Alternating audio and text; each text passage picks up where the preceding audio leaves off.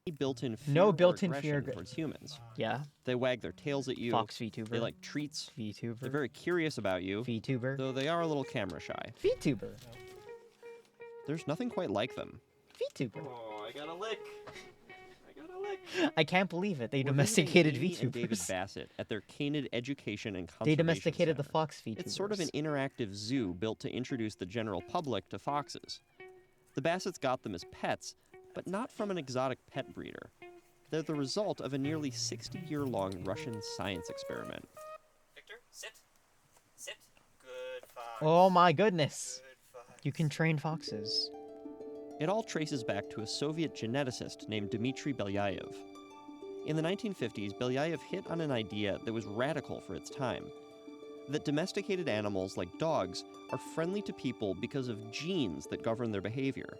Meaning, the process that turned wolves into dogs tens of thousands of years ago was essentially evolution. There were friendliness genes that won out in wolves as they adapted to live alongside humans. The wolves lost their gamer gene. You could see the symbols here. There's X's and squares and circles and triangles. So wolves lost the gamer gene and became dogs. Conversely, dogs, when exposed to video games, become aggressive and become gamers. These foxes exist because of the way Belyaev tested his idea. Gamer genes. In 1959, his team began selectively breeding foxes at the Institute of Cytology and Genetics in remote Novosibirsk, Russia. Speaks foreign language. It's right there. Stop doing that with the captions. Fear or aggression when approached by experimenters were allowed to breed. The less friendly foxes weren't. Bite. Bite. They selected the next generation of foxes the same way. Bite. And the next generation. And the next. Okay. For decades. Belyaev died in 1985, but the work continued. Oh my gosh, they keep doing that. It's a man's name. 70% of the foxes had reached an elite level of friendliness. By some measures, they had domesticated the fox. Wow. They did it. Now, a few years back, two dog lovers found themselves in over their heads. We had absolutely no idea. They're very cheeky, very mischievous. The bitey fox reminds me of my GF. That's what I was thinking. David and Amy currently own 5 of the only 10 or 15 Belyaev foxes in the United States. It cost around $9,000 to buy and import one all the way from Siberia. And they came with a learning curve. We learned quickly that they're not really house trained, so they will poop and pee everywhere. So it's not very easy to have them in your kitchen, say, when they jump on the counters and poop. The Bassetts have since adjusted to life with foxes, but they've learned that being domesticated is one thing, being man's best friend is another. While they are certainly tame, they're fascinating and incredible animals, they're still foxes. And when you domesticate a fox, you don't make a dog. You make a domesticated fox, any more than when you domesticate a horse, you make a dog. So Belyaev did not recreate the dog. But for anyone studying how wolves evolved into dogs, the foxes might still represent a behavioral stepping stone. They're on a path to doghood, if you like. I can't believe we're really describing it as becoming dogs, so technically these domesticated foxes are Dog 2, the sequel to dogs. Horses aren't even sequels to dogs. These are true. This is the true spiritual successor to Dog. The sequel, Dog 2. And is a professor of psychology at Arizona State. He studies the unique relationship between dogs and people, and the way that dogs go above and beyond simple friendliness towards humans. Dogs have this emotional availability. I sometimes call it hypersociability, that they are so very, very ready and willing to form emotional relationships. According to Clive, at least 14,000 years dogs ago, are so great. hypersocial Why is dogs there emerged Dog from 2? a population of wild wolves. Well, we're working with and it. no one's really sure how it happened. I mean, that is the million-dollar question, and we don't exactly know. But the Belyaev foxes might offer a clue. Clive and his team have a simple test to see how far along the foxes are on their path to doghood. Sit in the And they told anti-fox us how to carry circle it and out. see how they interact. The experiment is really simple. I have a 1 meter radius circle all the way around me, and they're going to bring in a fox one at a time into this enclosure. The idea was to see how much of 2 minutes the foxes would spend inside my circle. We tried first with the 3 Belyaev foxes, and one by one, they trotted up, sniffed me, and then relaxed somewhere else. Leave. Which has been Clive's experience with the foxes too. Dog 2, electric woo. And then they move on. For comparison, we also tested a fox that was hand-reared by humans, but genetically wild. It never set foot inside the radius, and it never relaxed. He kind of looks stressed, I feel him. And for a final contrast, we tested... We tested a dog, for example. Hello, dog. Look at him go.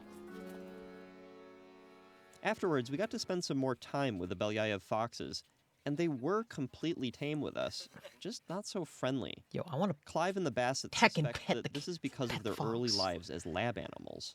Aww. They were bred for generations to be friendly, but then barely socialized as youngsters. Wait, that seems... that's important, too. That seems the reverse of Nice part of the guy research. Isn't That's just awkward. the beautiful genes that I inherited from my parents, but the experiences of life that I've had along the way. Clive and his team planned Nature to keep versus studying fox nurture. behavior to build out a Foxies. roadmap for how dogs became dogs. But locked inside each of those foxes is another roadmap, one that might help explain domestication in any animal. In some situations, it's like a single gene. In some situations, still a few genes. Anna Kukekova is a professor of animal sciences at the University of Illinois at Urbana-Champaign. Since 2002, she's been collaborating with the Institute in Russia on genetics research. Her goal is to reach the absolute core of the fox experiment, the specific genes involved in fox domestication. And a few weeks ago, she and her team published a paper in Nature, Ecology, and Evolution that made a lot of progress. Now we know that there are about 100 regions in fox genome, which in some way can contribute to some behaviors, tame behavior, friendly behavior, or aggressive behavior. Anna's research is valuable because it directly compares the genes of wild and domesticated foxes. We can do that with wolves and dogs, but we can't infer as much about it. As dogs evolved, friendliness just wasn't the only trait that mattered. For example, they also had to digest human food.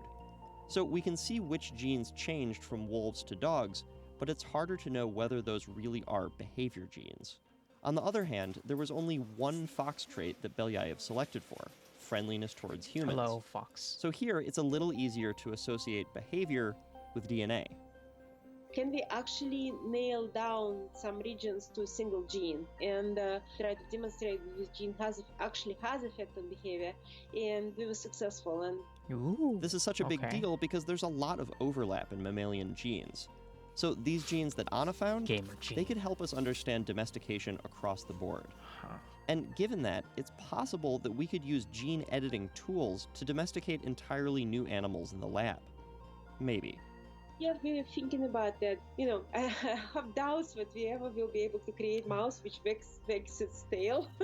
You know, I don't think it will work, but we'll see. Interesting. But back in reality, where does that leave the foxes? I They're want still being dog bred for the too. experiment, Come on. But they're also trickling out into the world as pets, which puts them in a strange no man's land between a wild animal and a companion.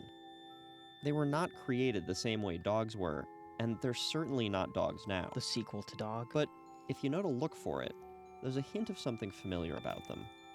You take the short moments when they're scared, they'll come to you.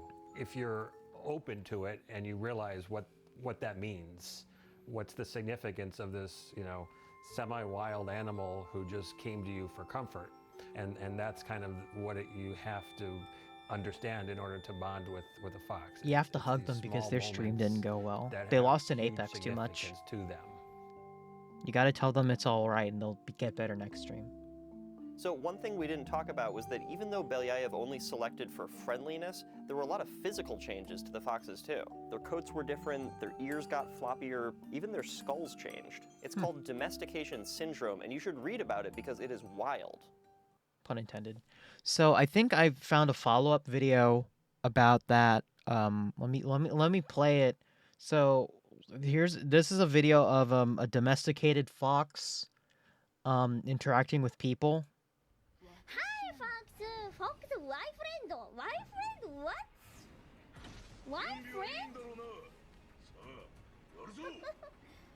As you can see, this fox is doing its native activities, which is playing Apex and interacting with chat.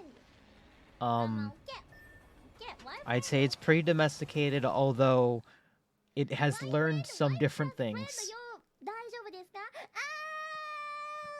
such as making up words and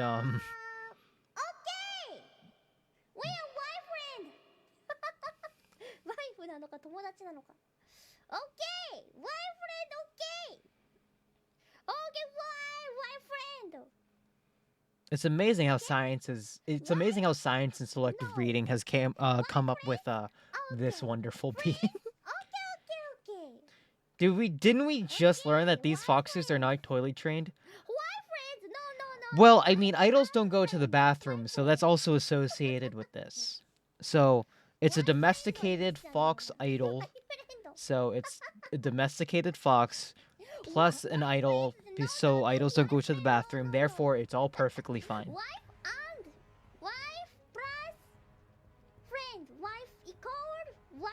Yeah. Yeah. So this fox was domesticated to not go to the bathroom, eat human food, and talk about burgers a lot. I can't keep up this bit. It was really funny. Anyway. Okay, we're back. Okay, speaking of human food and things that should not be made by humans, Tom Scott and Barry Lewis made a hot sauce ice cream, and I want to see them regret their life decisions. This is a 30-minute video. Sorry. That'd be an amazing show. I won't put my hand on the little controls. Yeah, that's fine. that's all good. This is Barry Lewis, cook with a YouTube channel. Yeah, we're going to make some strange ice cream. Okay, I said strange. Okay, hold on. Before we go on, I just wanted to point out the seal plushie in the top. It's a good fucking friend right there. It's a good fucking friend. I mean, we could have gone really strange, but I don't know. Sensible. The brief that I gave to Barry was like weird, but possibly still good. Seal is friend. I'm intrigued by what you've done, flavour-wise. We've come up with 2, right? Yeah, so you've only seen the ingredients I've brought that are over there. I've only seen the ingredients you've brought, and I feel like... Yo, if I wasn't a witch, I would have been I could have been a seal VTuber. Wouldn't how awesome that would be? Things that people send me sometimes, but I thought, no. We're going to try and make 4 ice creams. Yes. And we're going to try and taste 4 ice creams, and we'll see how it goes. Do you want to get the base mix? Yes. What's in the base mix, by the way? Let me just follow you with the camera. Yeah. And it's just a basic base mix. I mean, there's loads of different ways of doing a base mix. This one's sort of just milk, cream, and sugar. Yep. So normally, if you wanted a vanilla ice cream... You have a seal VTuber friend? You would have some vanilla extract Oh, that's in so there cool. too, but it's basically a chilled bowl where it's going to hit that freezer bowl that we put in there, and it's going to start churning straight away. Because if we just put it in at room temperature, then it's got to start working really hard again, and so you kind of lose it. I want to meet a seal. Yeah. We've only got 2 ice cream bowls, so we've got to get 2 batches of ice cream out of both of these. All right. Yeah, so the freezer bowl that's been in overnight, I'm leaving in there till the last minute. All right. So that's going to churn, and then as soon as we're done, maybe we make the weirder flavour one. Okay, what's the weird flavours that's going to happen today? Let's start with the slightly more normal one. Yeah, get that done. What do you got for me first? What do we got?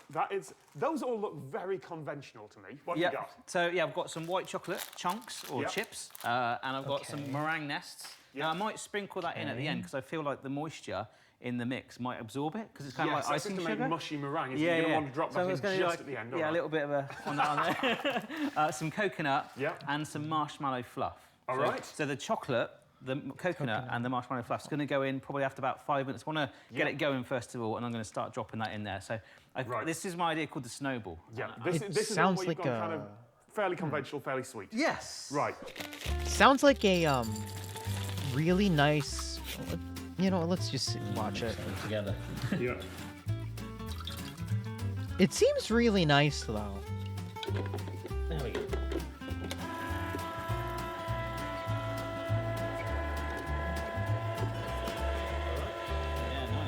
I didn't really think about the fact that it was going to be so white. Oh, meringue nest? I think it's just like meringues. Cool. I have no idea what the hell a meringue nest is. Hold on. Okay. So I found out from a Filipino friend of mine that cheddar cheese ice cream is a thing in the. Let's go! And it's also usually non. Let's fucking go, yo! This combination of sweet and salty. And Oh, also I looked up what a meringue nest is. A meringue nest is basically meringue, but it's in more of a like a shape where you can like put stuff inside of it. So it's just meringues. Also, I'm gonna show you guys fucking cheese ice cream. Give me a second.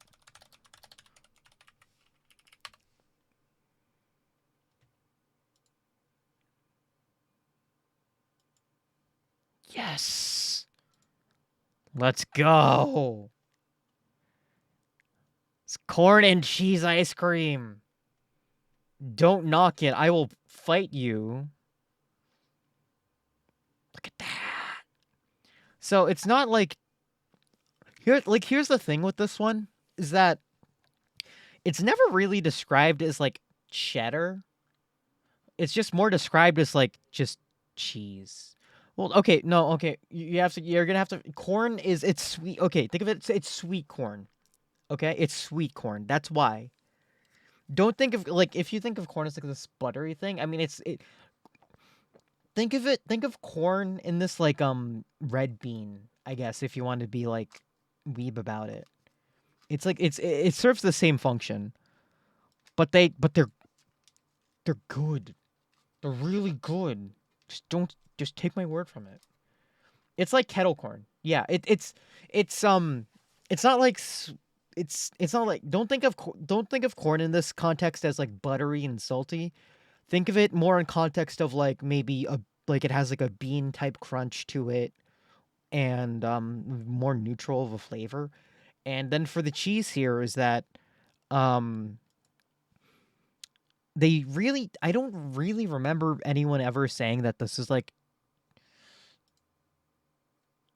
cheddar, but it's like a really mild cheese taste. And it's not as salty as cheese. Because that'd be kind of weird. Also, there's avocado ice cream and ube ice cream, and these are all very good, and don't judge me. Anyway. Things like that. Like you can buy, unless I have been comprehensively hoaxed by both a friend of mine and the internet, which I'm not ruling out. Like, apologies to the Philippines if that's happened. Yeah, there's no lies on the internet. It's all legit, right? But assuming that, cheddar cheese ice cream, which kind of got salty, sweet. Yeah. Yeah. Salty, sweet. Well, and, yeah, okay. So I was trying to work and out dairy. how do I make that a bit more interesting. Oh, Tom's going to make so it? So what I've got is Yorkshire Filipino ice cream fusion. Right, okay. You know how people in Yorkshire make apple pie? Right, yeah. Okay. And then put a slice of cheddar cheese with it. Apple and cheese? What? I've got, let me go and get some ingredients. Okay. Apple pie with cheese ice cream. I've never heard of this. Sweet apples. Yeah. Okay. Medjool dates. Oh, nice. Okay. So like really deep caramel Yeah. You flavour can. in there. A lot of vegans use that to make a vegan version of Snickers for their caramel. Yes. Oh, really? Oh, let's see. Hobnobs as a base, biscuit base. That will all be a traditional apple pie ice cream, but also okay.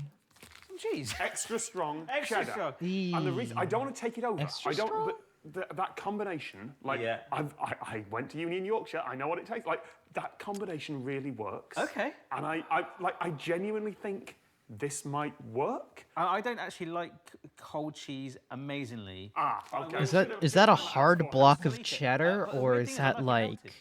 It's so bizarre. Oh, I don't know which of this is going to be then. I think this is going to be a sort of a sharp undertone in it. Yeah, I mean, hopefully there's other flavours. All right. Will. I was not expecting to talk about Filipino food. I'm just going to chuck it in, but do you need to prep any of these? Here. I need to chop some apples. Yeah. I mean, what might be nice. We sure this ain't an American cheddar with all this cheese. For a minute, and if you've got a little bit of butter and. Oh yeah. No, this is an incredibly British. Yeah, we're going to town. Yeah. I'm also gonna look up the apple pie with cheese thing because I don't believe it. I absolutely don't believe apple pie and cheese. Apple cheddar pie. Why do people apple...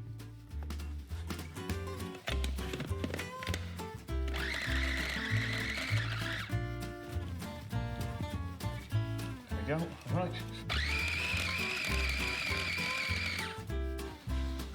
What? You put in some cheese in. I'm putting some cheese in it. I am not because it's too easy, isn't it? It's too damn easy to just make date an apple ice cream. It's not American until the bacon shows up. No, no, that's not true.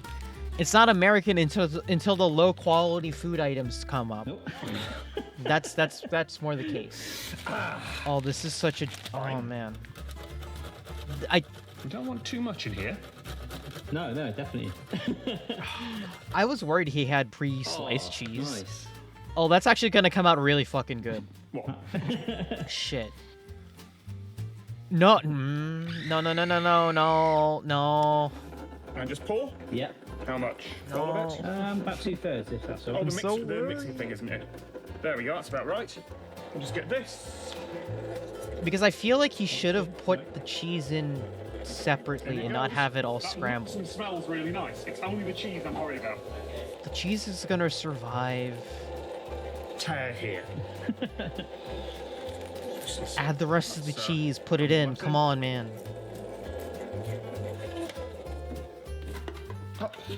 Okay.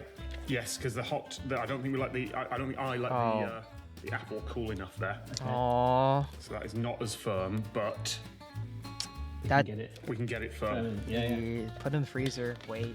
No, actually, I'll Hope and pray. So that goes on the top, in there.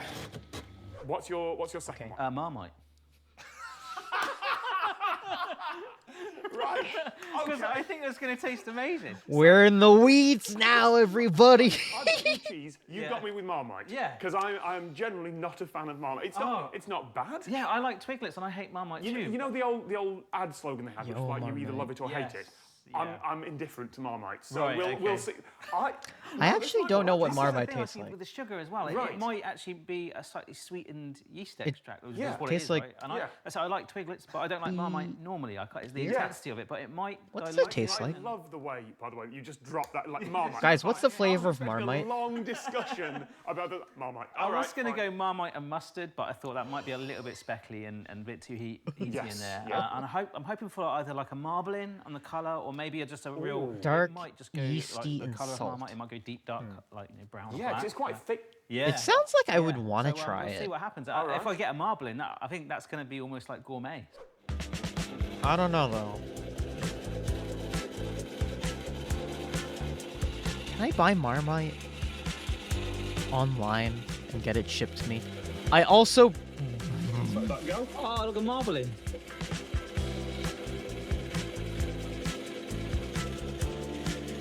There it is. If It's going to be fairly you soft. distilled that's rye okay. bread and We, made it salty, We've IDK. established this. Go for the sides. There's the. Oh, there's the Marmite. There we go. That's I'm gonna three. find out if I can buy Marmite Now I'm going online. to kind of just push some overdrive button or something like that. 'Cause All right. this is going to require a bit of backstory. Okay. So, I did some filming with Korean Englishmen. You know that? Yes. We did some lovely filming. They gave me a little. Yes, you gift bag, can. Which is very kind. Oh, of them. wow. I have not brought a gift bag for you. Okay, sorry. right. But what they gave me was this lovely gochujang hot sauce. No! No! They're putting gochujang in fucking ice cream? Oh, my mate, just well, different but between. paste, Oh, Right, really? So, I might actually use it because it's going to be better than the. Right, so what I was like, that would work because it's not the kind of hot sauce I like. Right. It's got that sort of fermented note to it. Yeah, and I like, yeah. I like sort of cayenne and citrus forward hot sauces. Yeah, nice. So it's kind of been sitting in my cupboard for a couple of months. And it's also viciously hot. So I've only been using like drips of it. Yeah. So I was like, you know what I'll do? I'll put some of that in. It'll temper that down. Okay. You could add strawberries to it because strawberry gochujang is a fairly common Korean thing. Oh, is it really? Yeah, you can combine them. They work really well. So I was like, what I'll do is I'll get that hot sauce, strawberry jam. That'll work. That'll be interesting. Yeah. Yeah. So when I set out this morning, I for the first time, I looked at the label. It's all in Korean, obviously. Yeah. And for the first time, I thought, just check. Are there any allergens or anything in there? Keep refrigerated. Okay. 2 months, that hot sauce has not been refrigerated. It could be really angry then. Yeah, not wanting to poison you, Yeah. I have got some gochujang paste. Oh, nice. But that's not spicy hot sauce, that's just the paste. Yeah, That's yeah, normal yeah. stuff, which is, it's just fermented red pepper and soybeans. Okay, and yeah, I think that's It's what not I've got. spicy. first It's like ingredients are corn syrup and spirit vinegar. All This is right. it's very So mild. you've got the real good stuff then. It's very mild. That's the best I could find. Oh, is I that just the think- word for it? It's okay. anglicized? But what they Okay. gave you was. I also have crushed chili. What do you mean there's more? and a little No. bit of habanero. No. Now, we're not going to go massive on this. I'm not going to go all the Oh, way no. in. Okay. But I'm going to try and replicate that hot sauce they gave me. Yeah, okay. And intense strawberry jam. Not your regular strawberry jam. Wow. I don't know what the difference is. Sense in the circus jam. Yeah, so that's Intense. my second plan. Okay. My second plan is strawberry gochujang hot sauce ice cream. Gochujang paste. This is all okay. This one's wild. A lot of that's in. Okay. I'm interested in this one though. Wow. That looks too much. Yeah, it does. That looks like someone will regret that one. Oh, that's like 90% seeds. Oh no. Yeah, more gochujang. What? He's just going all in. This is such a bad idea. Oh, he's getting the seeds. No. Oops. Oh no. Lactose acts as an anti-capsaicin. Yes. Yeah. So hopefully, There's so much Could seeds neutralise in it a there. little bit. Yeah. I mean, that's the plan. Strawberry jam. This is like putting an acid. This is the food equivalent of putting an acid in a base, and just hoping it works out. This might regret this. Oh, bye, Tom. If it tastes good, then it tastes good. Oh wow! The face. Good. Well. Yeah. You can see it when it hits it, when his eyes go. Like that's hot. That is burning. You can see when his eyes just. But as a hot sauce, that's lovely. Like that's a sweet hot sauce. Not gonna lie. If I was like really more tolerant to spicy, I feel like. For the fourth ice cream coming out, you know, there wasn't much freezing power left in this.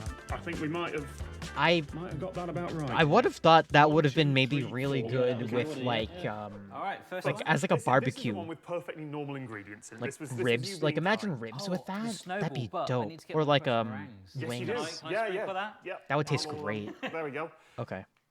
That's a scoop of ice cream there. Oh. Tom. Well, that's going in the sink, and I'll get a different scoop. I missed the sink. Sorry, could you pop that ice cream actually in the sink? Where? Oh my gosh! Yeah. I aimed for the sink and I missed it. There you go. You can see, I think, some of the marshmallow swirl in there. Yeah. If you could, yeah, great. Give me a bit of meringue. Okay, on that looks. There we go. Okay, this this is something I like dreamed about for years. normal. I've actually really wanted to do this flavour. All right. So this like should be good. Surely this should be hopefully good. coconut, white chocolate. Coconut, white Some people chocolate might not meringue. want the coconut. That's And like- marshmallow. Yeah. Coconut, white chocolate. This is normal. I'm not gonna react to this because it's just normal. No, you've made good choices there. You've made very good choices there. That's nice. Bit of a crunch from the white chocolate chips. Bit of a crunch from the meringue. At first, I wasn't getting anything, and then the coconut's come through, yeah, and the chips. I want a bit of marshmallow. I saw a piece of it.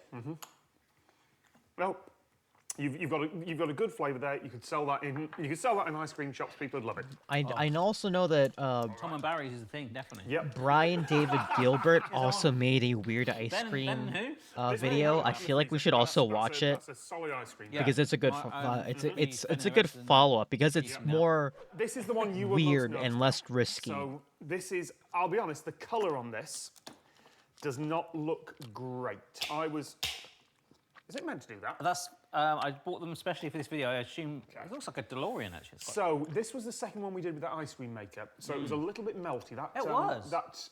If this was just medjool dates, apple, and biscuit crumbs. Oh, this is the would cheese be- one. Okay. This would be like the last one. We know it'd taste Yeah, good. it smelled outstanding when you. But I have added cheddar cheese, so Ooh, I like that consistency. it's a little bit soft still. And I think that's the apple Yeah. having its effect. But Have you scooped ice cream before? You look like a pro. That's amazing. no, I did get I'll take the cones- compliment. But Yeah.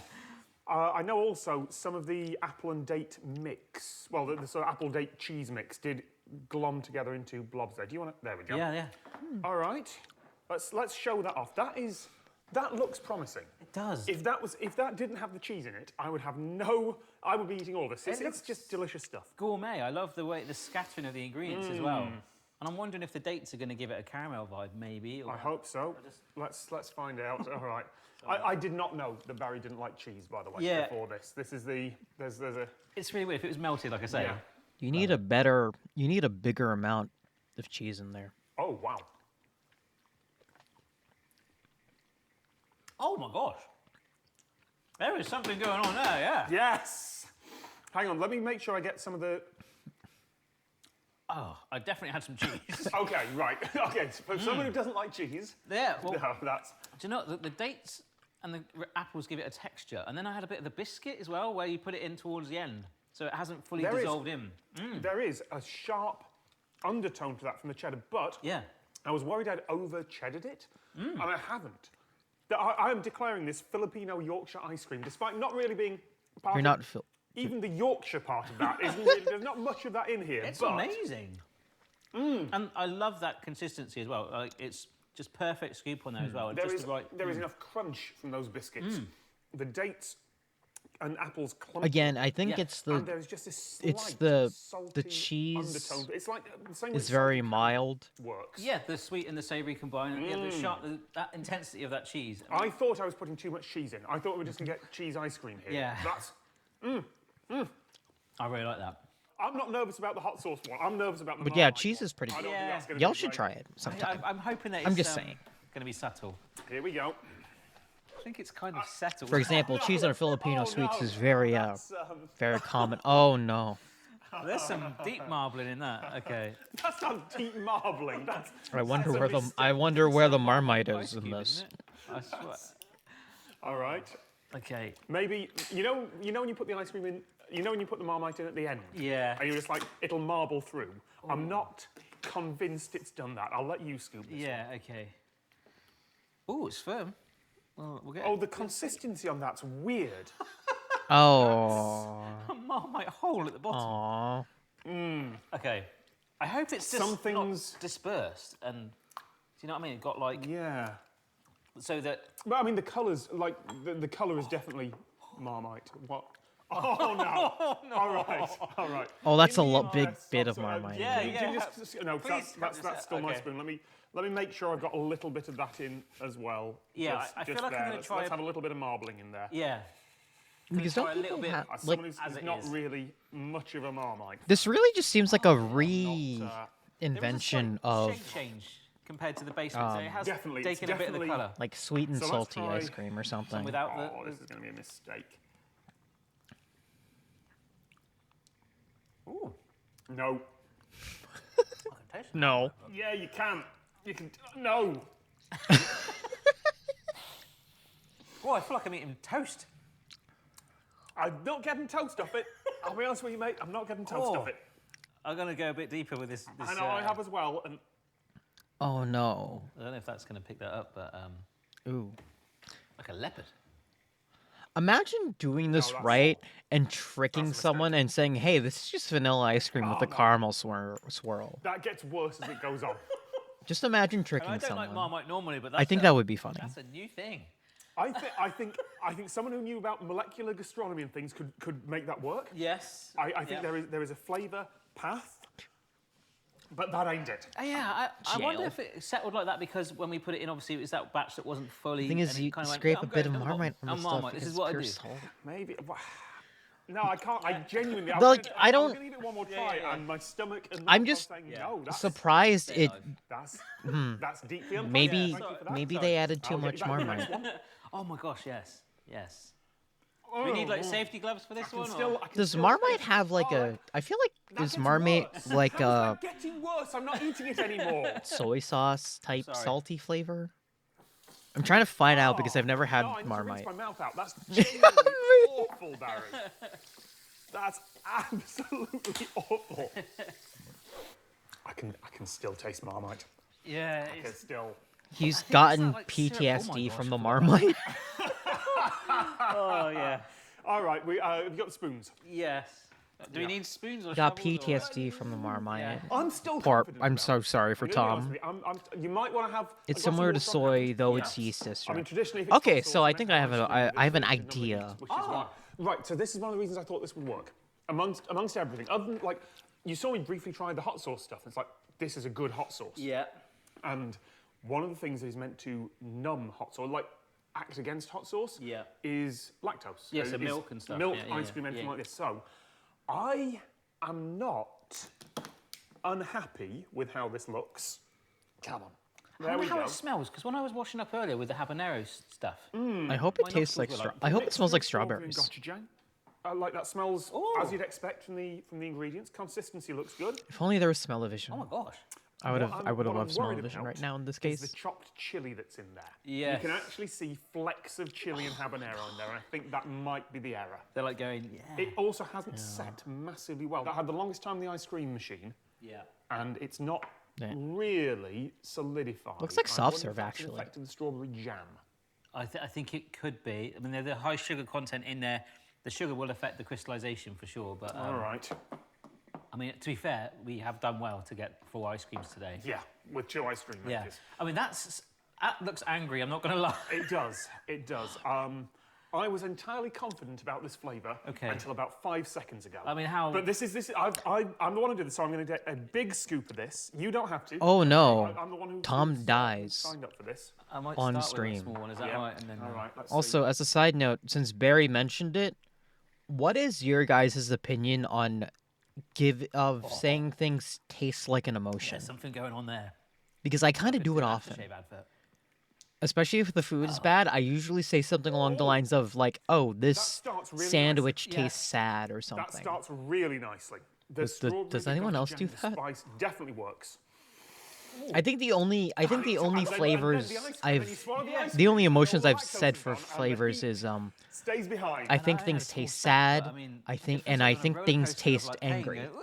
And then it comes back up, and you know what? I'm going to stand behind that. That is strawberry. I'm waiting for the regret. The jam, then. I mostly compare flavors to Yeah. sounds. That's nice. I was expecting So, Jess, you could say like, I don't know, like, "Oh, this pizza Yeah, I mean, is I'm getting heat. I a mean, bop. This I don't think pizza I need to- slaps." chopped a whole habanero into that thing. Yeah. Let's make sure I get some of the chili flakes in here. That's Oh, he's putting the chili It's flake in definitely there. I there. feel like the sugar in the base mix has helped soothe it. Oh my. And the jam as well. That's definitely... Oh. I just got a bit on the back of my throat. Yep. Yep. I wonder how spicy those were. Because because it looks like they're like surviving. If you want to make but this, if you want to make this, I could not do recommend hot that as a sauce. flavour. Strawberry gochujang is a known thing that works. Add a load of heat in there, that works. Yes. The ice cream manages that and it gives you a really interesting flavour profile. Chop up the chilies a lot Yeah. like food processor chilies into tiny. That's what I was thinking. I just got one of those caught in the back of my throat. Yeah, the heat is back there now, like a speck. and Yeah, it's, that's what it killed. That's hot. I like how you can tell that these guys' faces got increasingly pinker as the series went on. Yeah. Barry is like, Yeah, there's nothing there to help. he's a pink. I mean, maybe I'm just blowing my own He's a trumpet here, pinky. but I would go for that in an ice cream shop. I think if I ordered that in an ice cream shop, and that's what I got, I think it would like tick. Yeah. This is what I've paid You for. would expect that, and you would want a bit of heat. And like you say, once that milk ice creamy profile goes, you're left with the heat then. It's just like, but then you... Which is kind of the wrong way around, because the solution to that is more ice cream. Yeah. Huh. It's like an Euro. I Euro love the jam running through it. Burrows I think type that's thing, got I a real guess. nice... It's just those little habanero things, but then I think that maintains of what it's supposed to be. It's like a fiery sweetness of goodness, which I loved. Thank you, Barry. Yeah, awesome. I don't know what we're going to call that. I was assuming that was going to be a disaster, and we were going to title it like hot sauce ice cream is an abomination against God and man. But Is Tom and Barry's the new thing? I still feel like the apple pie and cheese, while I almost understand it, is still a blight upon humankind. Speaking of, let's we have a couple of videos here, but I feel like we should talk more about weird ice cream because I think this is interesting. Because there's the video with my favorite boy fucking Brian David Gilbert. I'm sure you may have seen it. It's like it's a master of cinematography and also a cooking show. So let's get this started. I want to show you guys this. To the right amount of tucked.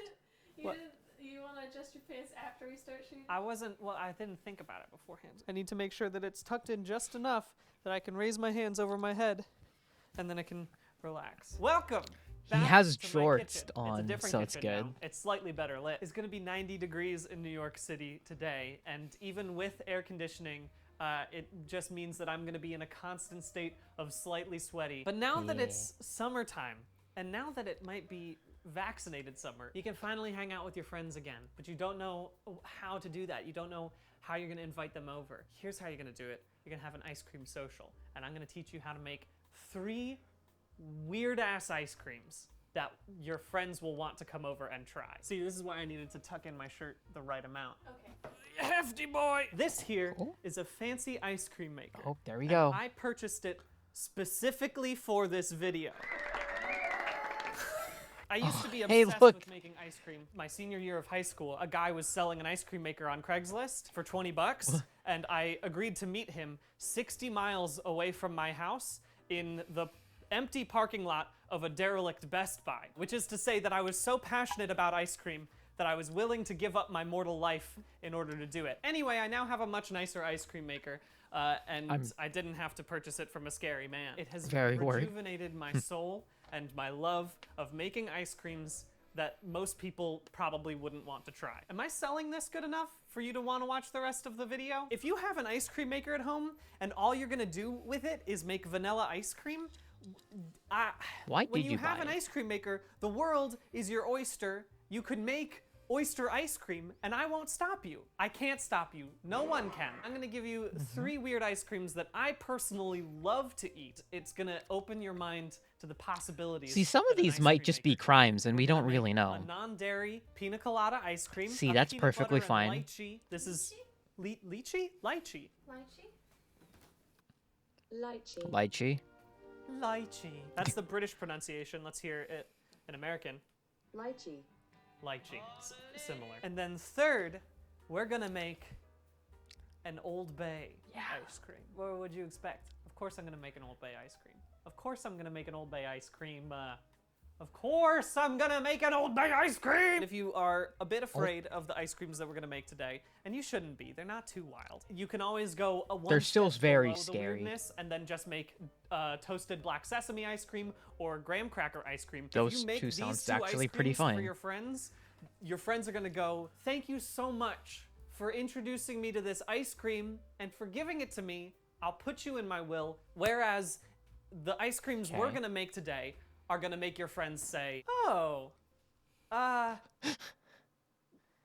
do you have any chocolate? But if your friends aren't wimps, they're gonna go for it. Let's make some ice cream. Full disclosure, I'm basing a lot of these off of Ben & Jerry's sweet cream base #1. The beauty of the sweet cream base is that you can start with that and you can put whatever you want in it, and there's like a 90% chance that it's gonna turn out okay. Like, we have is ice cream making like going to be my new I next could hobby? Make the sweet cream base, no. Throw the cherries in, and they might but I taste think good. it's interesting as a theoretical project. That's the fun about it, is you can try.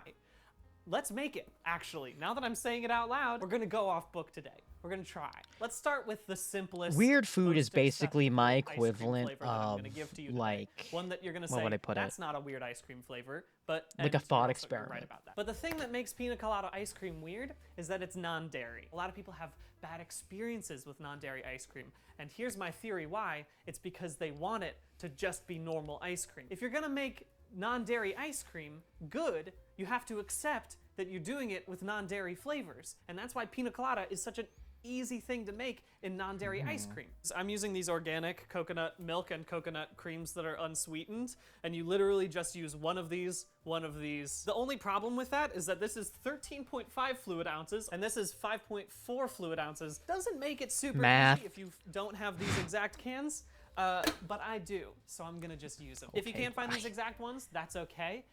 Just make sure you taste it. That's the whole point of this entire experiment, is you gotta taste. Too sweet, not too sweet. Dropped. Oh yeah, that's exactly right. That's what you do. Coconut cream in there. This one only needs a half a cup of sugar. You can do this by hand. It's not a big deal. It's just faster when you have a stand mixer. You want to get it a little fluffy. Don't go too fast, please. That's about it. Okay. The reason I like this as my non-dairy ice cream of choice is because, again, it already is supposed to taste like coconut. I'm a big fan of textures in my ice creams, so I put in a 1/4 cup of unsweetened coconut flakes. It is so hard for me to be looking at a recipe while I do this. Normally, I just kind of put shit in. Just gonna mix that up real quick. You might be wondering, Brian, where is the pina of the pina colada coming in? And it's not right now. The thing about an ice cream maker is that it's like a very slow blender. And if you put chunks of things in at the beginning, either it gets stuck or it just pulverizes. And in this, I want to have the chunks of pineapple in there because it's a fun thing. Again, I like textures in my ice cream. So most ice cream makers have a thing like this. You just pour it in. This amount will take about 30 minutes. If your ice cream maker can just be plugged in anywhere, put it in a room you're not gonna be in because it's loud. And pop that baby. Stay on target. Stay on target. Fire! You pop that baby in. Gremlin laugh. Whenever I get things captioned, I wish I could get a gremlin We can laugh. leave and not have to listen to that for 30 minutes. Now let's make the creams. They all start with sweet eggs. Eggs? I gotta stop flying by the seat of my pants Huh? when I make Oh no.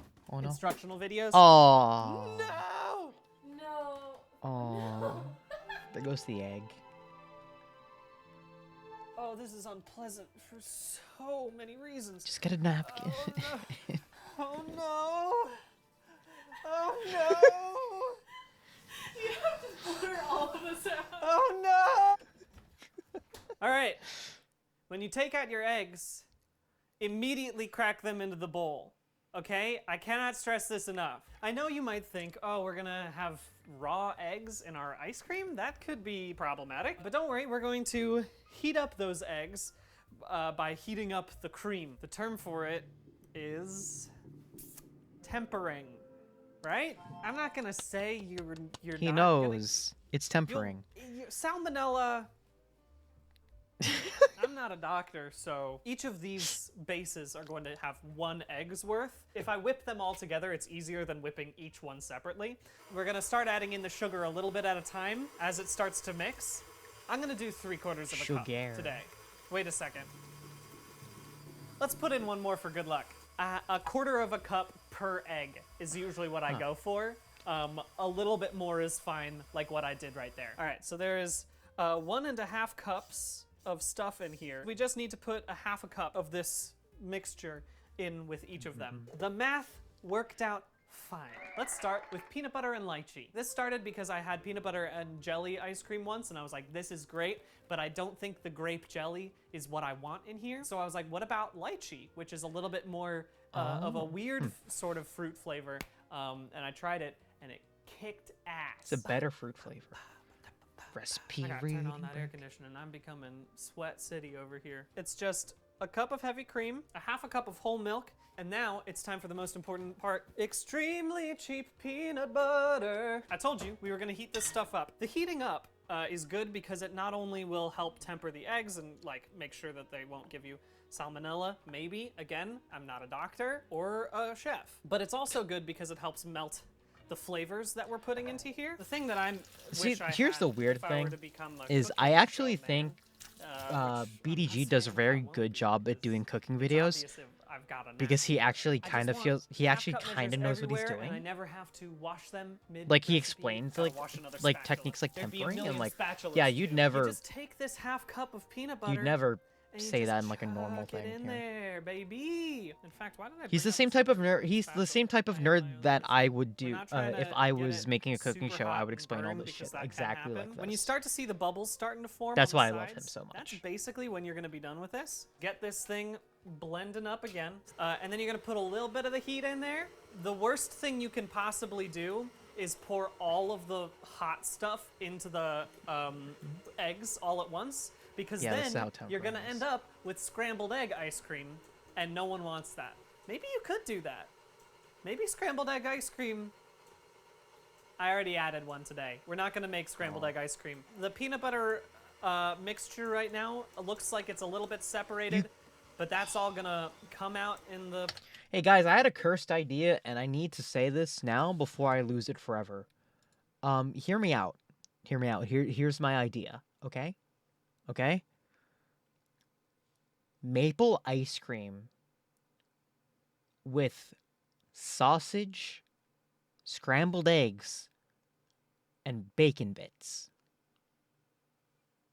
An all-day breakfast ice cream.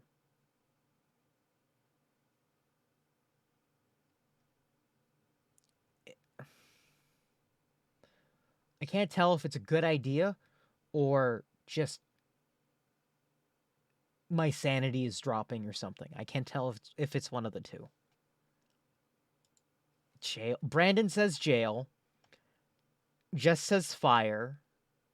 Process, I promise. I think you guys are just cowards. You can just dump the rest in. And I will stand by it. That's the peanut butter part of the peanut butter and lychee. You know what?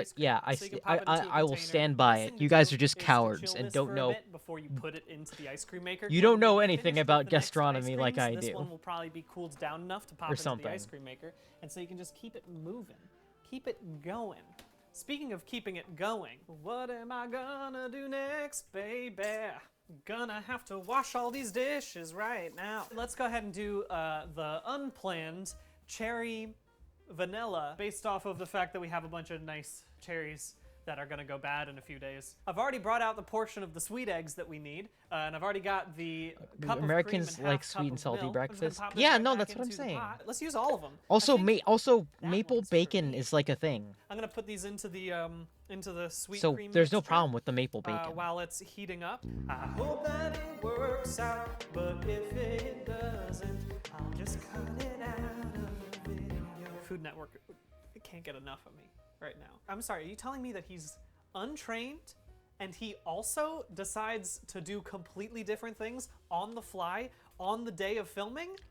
You eat maple Sign syrup me with up for bacon, that so host. that Get is some maple. vanilla Yeah, extract, so like a half exactly. teaspoon. You So what I'm never saying is, wanna I'm skip right. The pinch of salt. You never want to skip it because it brings everything out. And I know yes, Karen, I did.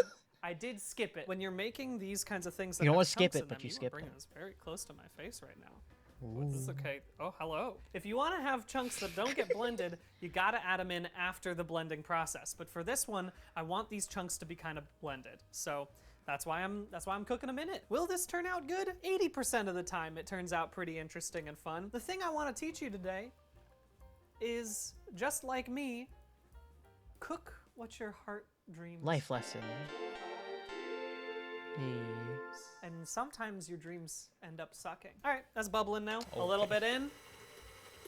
Let it mix up. Let's have a little taste of this hot cherry mess I've made. Oh, that might be good. We're gonna pop this into a thing, make it cooler. Breaking news: the pina colada ice cream has finished freezing in the ice cream maker. It's basically fully. Oh, it's so cold on my hands. It's basically fully frozen now. What I have here is a quarter of a fresh pineapple. It's fun to get different textures in your ice cream. So I'll cut these ones super small, and then I'll cut the other part a little chunkier. Oh yeah, it comes right out. Oh, Brian, It's good. that's for everyone. Why would you do probably that? do less pineapple than I do, but I just love pineapple flavor. And so I found that a quarter of a full pineapple is what works well. You could also use canned ringed pineapple. I've found that works fine too. So once it feels mostly incorporated, kind of looks like this. It's so good because it's non-dairy. It's light, it's refreshing, and also What pronoun Brian if you're used? lactose intolerant, I believe. you're not gonna fart. If I'm gonna What have is- a freaking ice cream social, pronouns and invite all my does friends Brian over to my use? house, I don't want Does he farting ha- up the place. do they have But the also, listed? I wouldn't even mind. That's true love and care. Is when you can just rip a toot right next to I your believe friend. it's. Oh, it's he Size him. For a quart container, pop It's the it's thing he in him the freezer, pronouns. Let it set for a bit. Peanut butter feels cool enough now, so I'm gonna go ahead and get that baby into the ice cream maker. Now we need to make the jam. I also personally lychee like to jam. add the modifier of It's like about a half a cup of lychees. wild An thing. eighth of a cup of sugar. We're just gonna blend that up real quick. I'd like to add the wild No modifier chunks. to his Pretty well. pronouns. Doesn't Because that look oh my just god. so appetizing. You want this Is it to also because look I'm like switching pronouns like every other sentence? boiled a keizu. The look. Because part of that is just bad, because I the neutral. smell I go is to great. they them All right, very that's neutrally. basically done now. This is gonna make everyone not want to eat this. I think the peanut butter might be ready now. Second ice cream ready to go. Oh, it's so creamy. Pop this baby right in once it's cooled off a little bit. I don't want looks it to really be fully good. mixed in, because if that was the case, I would have just put it in at the beginning. It kind of looks like just like peanut butter, but you know that's dope. Oh, Look at him go. yeah. Sometimes I He worry got myself. big lips. Sometimes I think, do you need to do the effort of making? You know the- what? the I can jam feel and you. put it in there? I feel you. I understand that vibe. But yes! One more ice cream, complete. Let's make the cherry. Actually, you don't even need to see this on camera. He does have the same vibe as a lot of chaos, chaotic queer people that I know. So let's talk about I don't Old know Bay his ice cream. sexuality though, There's so an ice cream I'm place gonna in refrain Baltimore to called the that. Charmery, and if you're in Baltimore, go check it out. But he It's is a great. crazy If you're not one. in Baltimore, frickin' rent a car. I hugged They had him a Old and Bay, shook his hand and he signed caramel, I believe. things I I feel like had there could be and I something took a that picture fits of the vibe of him Old Bay a little dabbing bit with better, me so I spent a week or at two when I met him at trying to PAX, figure out and what that I is could not possibly that is pair not a with Old lie. Bay. Out of nowhere, it hit me. Cornbread or hush puppies are usually around somewhere when you have like a big. Oh, here we go. Here's the wild thing, and also the hush It's puppies. like that nice little sweetness that goes along with the crabs. Hush puppy ice cream with Old Bay? Of course! Of course, you fool! Why didn't you think about this beforehand? A simple, easy way to make this work is to use pre-cooked yellow cornmeal. This one's a great one. We don't want it to get super lumpy, although again, I've mentioned I appreciate textures, but we're just gonna pop in the 2 tablespoons that we're gonna be using. Keep it on super low at the beginning. Mix up all of that cornmeal so that way it doesn't stay like clumpy. And now we can start little by little adding in the rest of this. I was a bit astounded when I first had it, just how much it does taste like a cornbread, but cold. I know that Cornbread. might sound bad to some people, but if you've made it this far into the video, you're probably willing to give it a shot. We got one final thing, obviously, and that's the Old Bay. If you Old want to Bay. be safe, you could just do like a pinch or 2, but I'm not gonna do that. I'm gonna say a half a teaspoon. It's not just putting in Old Bay for looks. And then we put it in the fridge. Oh no, I missed a bunch, didn't I? Yeah. Cherry ice cream is here. Cherries are well dispersed through it. I'll wait Ooh. till all of the ice creams are done and then I'll do a full taste test of all of them. Into the freezer, there you go. That means there's only one thing left to do. The Old Bay Hush Puppy ice cream. Hey, I got your ice cream. This one is pretty well set. So we're just gonna go ahead. They all break look them all very out and have a little calm taste in test. terms of We finished texture, 4 ice which is creams good. in roughly 4 hours. I'd say that's pretty dang good. Starting with the non-dairy pina colada. Pineapple. Sometimes I don't even watch videos he does for So good. Karen, content. I just watch them because for you're whatever in the world he's saying. She's just a little bit allergic, not a lot. Let's rate all of them. First ice cream, pina colada, A+. Second ice cream, peanut butter lychee. This one is so rich. This is an ice cream you have after defeating your arch nemesis in chess. Karen, come have a bite of this. What's your opinion? It was good. It's so rich. So rich. The thing about it, it's thick and it's creamy, and the lychee Alma, what queer energy do I give off? deepens the flavor. I gotta stop eating that, or else I won't eat for the next 4 days. That one, I don't know. You're not as A+. Let's try our wild. fancy new ice cream that we did just randomly. The cherry vanilla. Just have a like bite of if I had to give you like a I don't know, a temperature scale of Cherry cold chunks could be a to little hot. smaller. Actual ice cream. You're like incredible. Karen, have a taste. You see lukewarm. what I'm saying about the chunks? I don't mind it. And I don't mean that in like a Karen doesn't negative mind way. the I just mean chunks. that like you're not too hot to Could use be a little more cherry hot flavor. mess, Could maybe use but some you're chocolate not chips. I cold called that one as first being attempt. terrible. You're just like you're trying it, so you're like warming up. That could make it an A+. So right now you're like lukewarm. We told them they give off twink energy. I don't know what that means, but thanks. I don't know what that means myself. Couldn't taste it at all. I just made up that scale on my own. So get a little bit of that in the you're back welcome. of your throat. Granted, I am from Maryland, so I'm gonna be willing to try anything. We've told them they give off twink energies before. it's so good. Wait, Sasha, did you talk to BDG at some point and told them that they give off twink energy? It's tasty. It's funny because it's a cold thing. It almost tastes like it's minty. Huh. It's a little spiciness of the Old Bay. It's good though. It's really good. Karen says it's really good. Oh, Karen we meant would Brandon. would say it was bad if it was bad. Twink energy. Karen does not mince words about food. Karen says good. Yeah, sure, I good guess. there. A+ for sure. A+ for that one, folks. Good ranking. I hope you enjoyed these 4 ice cream ideas. I hope what this really tells you is Reading Brian Facts, queer women just think he's neat. to live unfettered. Yeah, I think by he's the neat. Societal norms of ice cream. Just go wild with it. If you've got an ice cream maker, it is your duty to make something that is bad and then keep working at it until it becomes good. I mean, he has such wonderful videos such as we made all 87 Breath of the Wild recipes in one day and other just stuff that's in there. Also, I read every Halo novel and became the Master Chief of Loneliness. Great video. This man has some semblance of power over queer folks because he single-handedly got us to read the fucking Halo novels. Yeah, good point. He, I think, is a national treasure and will not disappear in any way. Yeah, I don't. He will not disappear in any way, unless he gets horrifically canceled in some fashion. But I don't think that's gonna happen at this point. He's been on the internet this long. I think he's gonna be safe. Anyway, we still have videos to go through, and this next one is about bananas, banimbas, but the yellow things. I don't know if they're called other things in other countries, but it's about bananas, banambos, bananas. The American nation cannot.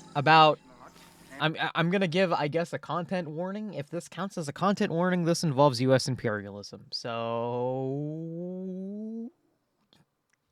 Sheldon Cooper, that JPEG. Hold on. Hold on. I gotta do the thing for this. Hold on. Banimbas. Got him. Anyway. And will not. I should have put. This is called a Cavendish banana. It's the most common banana. We're gonna learn on about Earth. bananas. It's probably the one that you have in your kitchen right now. It's definitely the one you see in the grocery store. This banana was created in a fancy-looking house in England. Yes, created, and yes, in England. Kind of weird. Bananas aren't from England. They're originally from Asia, and there are thousands of different kinds of bananas. So how did this banana, the Cavendish, that was created in England, become the banana that you eat today? I can't believe the we've answer been to that is imperialized not by so bananas. simple. You have to understand the story of bananas, which, yes, is something we're diving into today. Hold on, I want to do this again really quickly because I can do it better.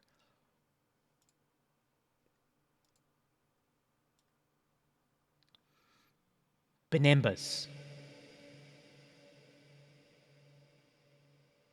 Banambas. Banambos. Banimbas. Thank you. It's a story filled with predatory corporations and geopolitics and American imperialism and disease and back to really our some regularly amazing scheduled marketing. program. It explains how corporations can grow Please, so big please that clip they that begin or to something. act I like don't even know what that government sounded like. dictators. And it explains why this banana, the Cavendish, the one you know and love, might not exist soon. The world's most popular banana may be on the verge of extinction. Oh, and while I was diving deep into this, I discovered that there's a better tasting banana out there. one that isn't supposed to exist anymore, but I got my hands on some. And yes, they're better. So, buckle up. This is the effed up history of bananas. I honestly refuse to say bananas correctly because they are a fun word that should never be spoken A right. service that I have used for now several years long spits out a shipping label. Incredibly helpful. There's no long-term commitment or Like contracts. Benimbus, Just go to Bononbos, stamps.com/JohnnyHarris, start your Banababs, trial, get a free scale and some postage, and Benibis, never have to go to the post office again. Banabios. So, bananas are from Southeast Asia, but like 400 years ago, SpaghettiOs. Europeans were taking over the world. Bambinos. And the Portuguese brought bananas over to the Americas. A few hundred years later, an American sailor I swear we're gonna get like a and he found banana this emote if I funny-looking keep this exotic up. yellow fruit, and money started flashing in his eyes. He started selling bananas to Americans, who quickly loved this new fruit.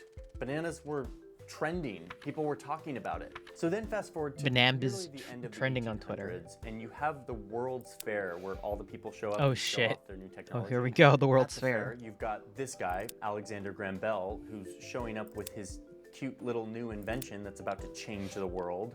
But another crowd favorite at the expo was the banana. Benimbas Yes, with reverb. bananas were equally as impressive Hold on. as the telephone at the World's I need Fair. to listen. The banana. Hold on, I need to listen to this. Give me a sec.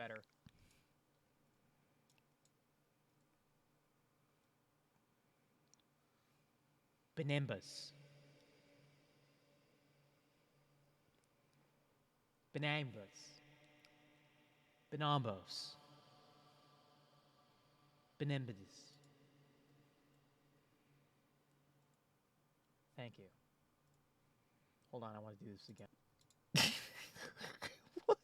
Banana business started booming in the United States. Much of these bananas flowing in from New York City. The port there was dubbed Banana Docks for a while because of so much fruit import. So That's now a you have lot these of Americans eating this Banambis. sweet, creamy, delicious fruit and throwing the slippery peels onto the street. It got so bad that Oh the no, it's police Mario commissioner Kart. at the time. Oh God, I can't get away from this guy, Teddy Roosevelt. Once again, I swear, I get into any story, I like start to research it, and it's like, yeah, and then there's American imperialism, and it's like Teddy Roosevelt like shows up. Well, Anyway, yeah. so Teddy Roosevelt, the police commissioner, starts putting a fine on people for throwing their banana peels on the sidewalk. You get fun. Is this so? This Is this like a silly, where the fake trope comes joke. from? It's like this is a real thing. People slipped on banana peels. Patrick, banana peel! Oh my God! No! Oh, there he goes. And you could go to jail for it.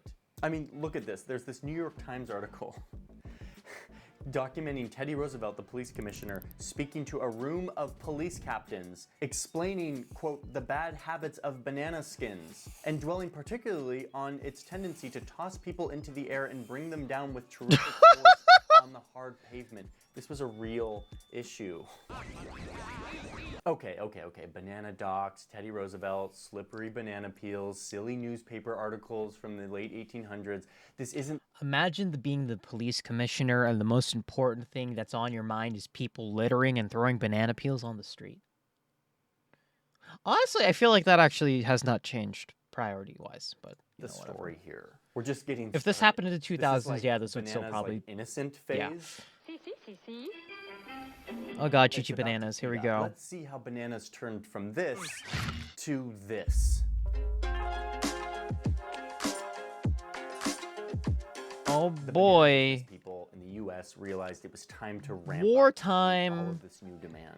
But instead of just importing more bananas from, say, Jamaica or other countries in the Caribbean, Or just the banana companies realized that they make needed more of to them? control the supply chain. Oh, Let me boy. explain what I mean by a second by looking at this banana. Bananas are fragile. They're soft. They spoil in like a week. Like this one's like moments away from spoiling. Look at those spots. To get this Bro, thing eat it. from somewhere close to the equator all the way to New York City and then into someone's market and then into somebody's home, all without it being crushed and without it spoiling, is a fragile, quick, expensive process. And the only way to do it profitably is to do a lot of it. A lot of bananas. The closer the spoiling, the better it tastes. The only way to do a lot of bananas is to control the supply chain.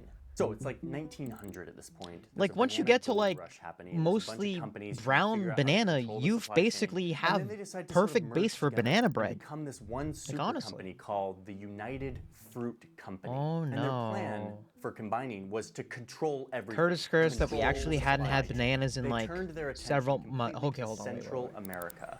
Where Eat they your know they wanted to bananas. grow abundantly and where, Have your oh, look at potassium. this. That's The US you is need thinking that about for making a little muscles. canal that cuts through this little need narrow that. strip of land. So the Oh, United hey, Fruit look, it's the Company is like, Panama Canal. Oh, that's no. kind of a nice perk for the region. Oh, If anything goes no. wrong, the U.S. could have our backs. Oh, no. Foreshadowing. Am I foreshadowing? I'm foreshadowing. So yeah, United Fruit Company's You like, can't go this crazy region, on the Central America, potassium. looks like a great But neighborhood yeah, but you should have a banana like once a They month wanted to control the people or who worked something. on the farm by owning their basic survival needs. They wanted to I don't control know. the houses they lived in and the stores Eat a they banana. shopped in and what they could buy. They wanted to control the transportation by building Just like one railways banana.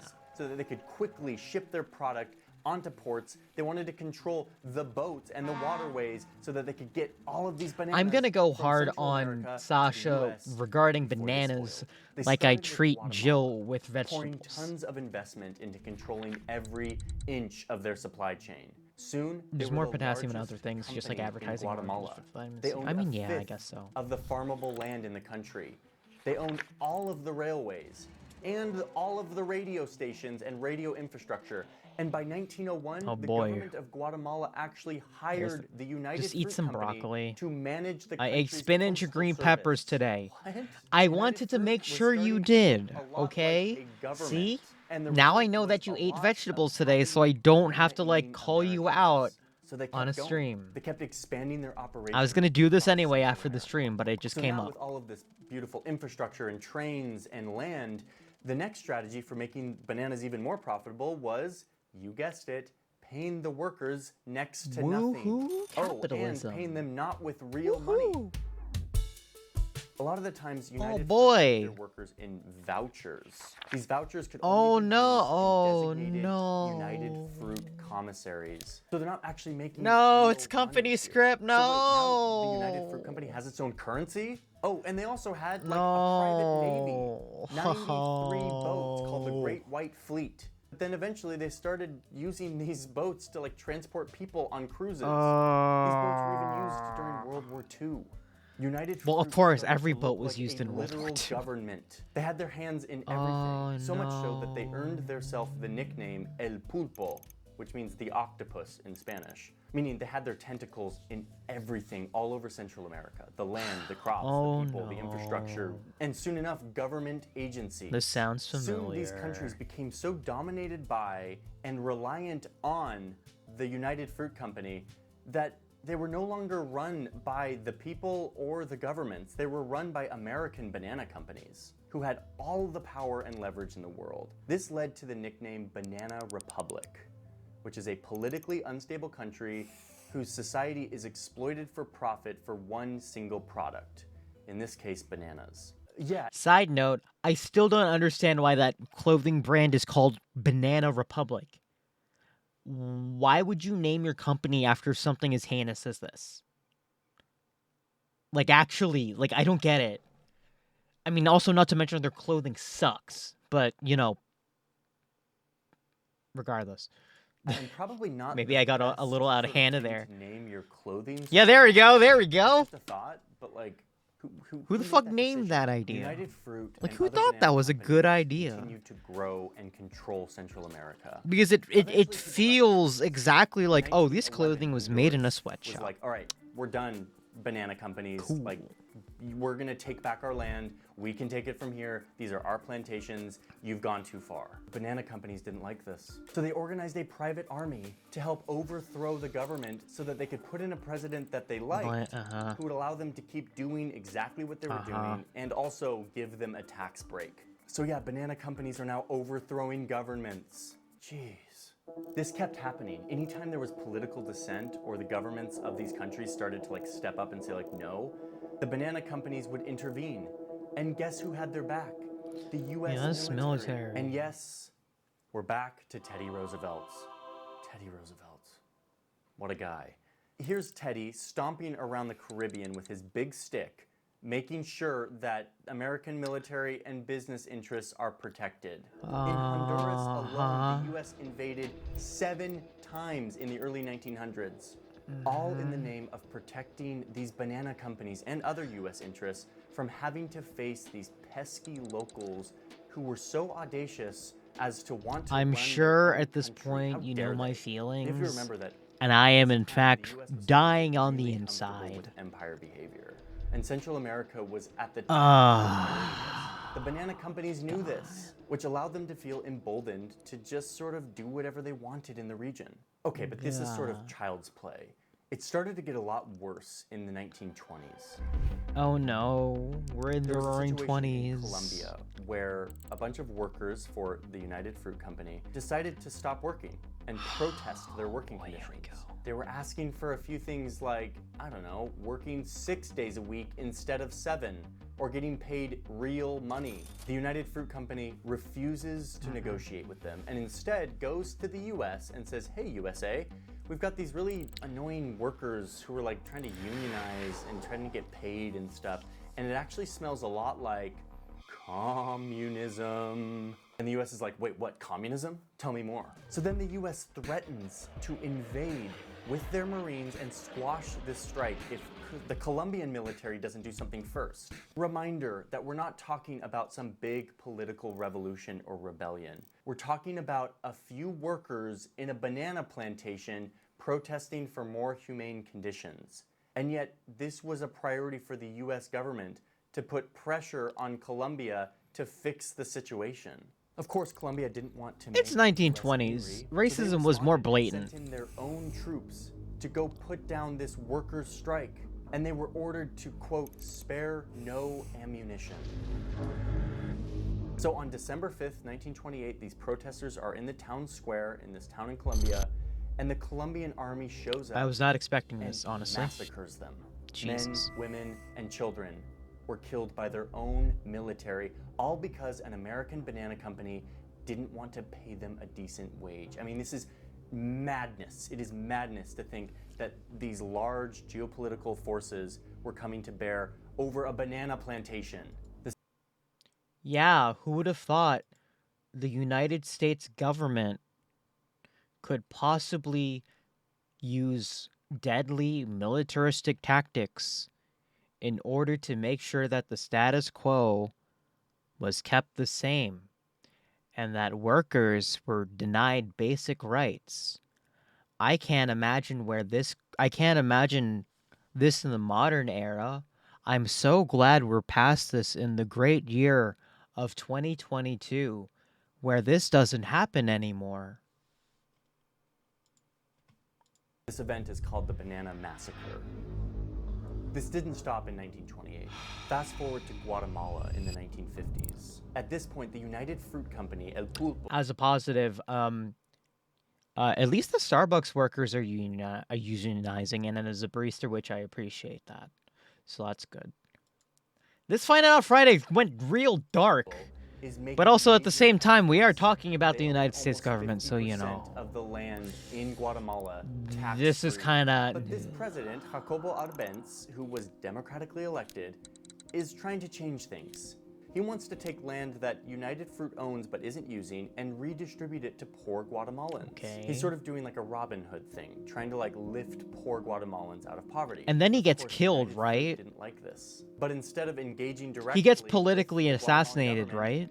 United Fruit goes to the White House and says those magic words again. He gets assassinated, right? He gets politically assassinated, PR right? Musician, who happened to be Sigmund Freud's nephew, and he worked with news agencies to create a bunch of fake stories that linked Arbenz, the president of Guatemala, to communism. Completely fake news. And not just like... Oh boy, fake news in order to slander an international for the another country's president for the purposes of, you know, bolstering American business values?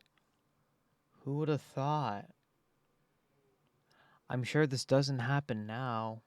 using that word lightly. Like, he created a fake Guatemalan newspaper, created all these fake reports, and then distributed those. After this, can we have like a palate cleanser? We are absolutely getting a palate cleanser. I'm actually moving a video up for a palate cleanser. The democratically elected leader needed to go because of communism.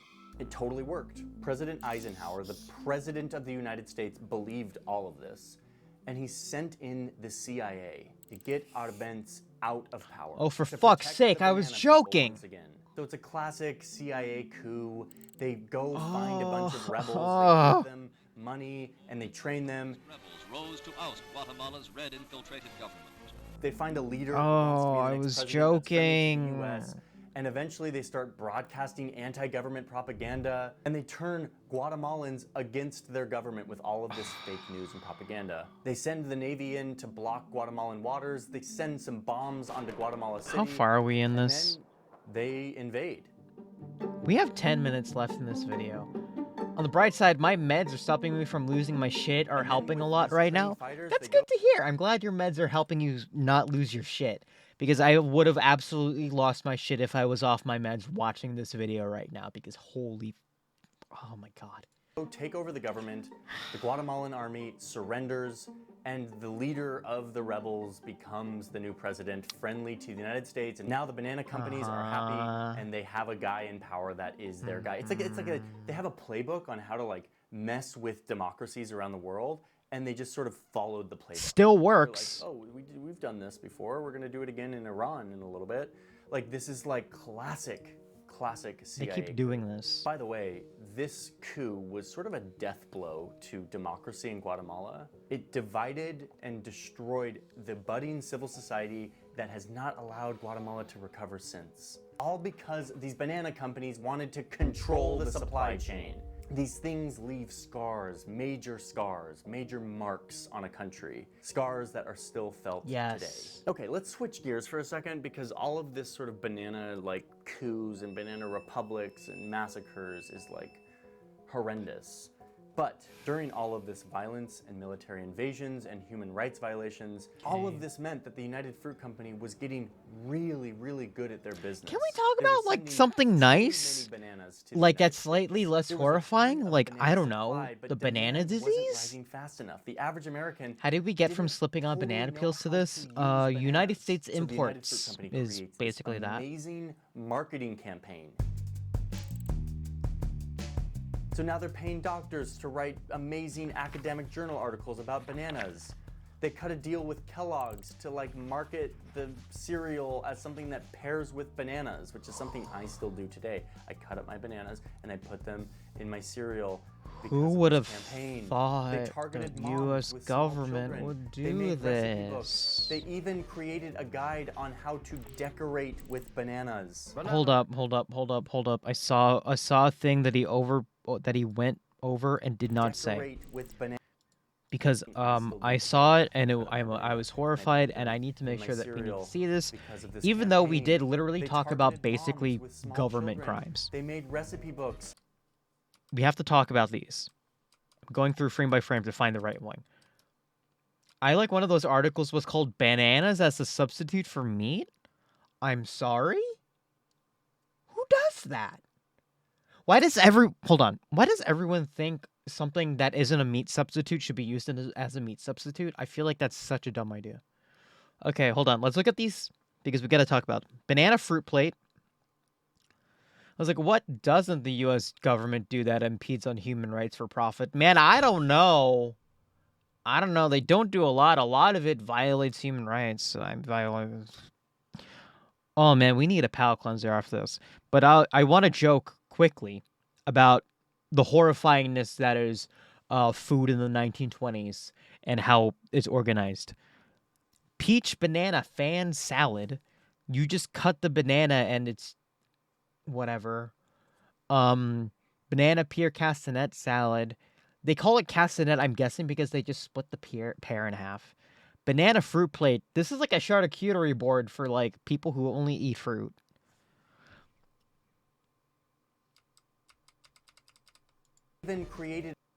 Yeah, there we go.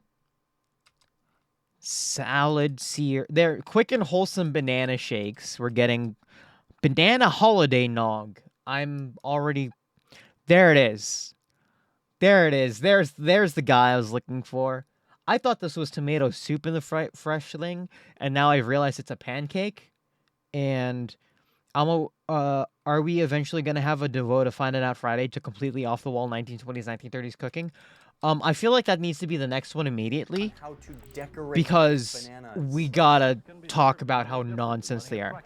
Because, I mean, we did watch a video on Jell-O. Because that's basically 1920s, 1930s cookery nonsense. But, you know, we'll work on it. High food value and nourishment. But their biggest success was Miss Chiquita. I'm Chiquita Banana, and I've come to say bananas have to ripen in a certain way, and when they're flecked with brown and have a golden hue, bananas taste the best and are the best for you. No, they're more brown. This lady and bananas. They had no idea that... My brain has really short-circuited, and I'm gonna look up something here really quickly.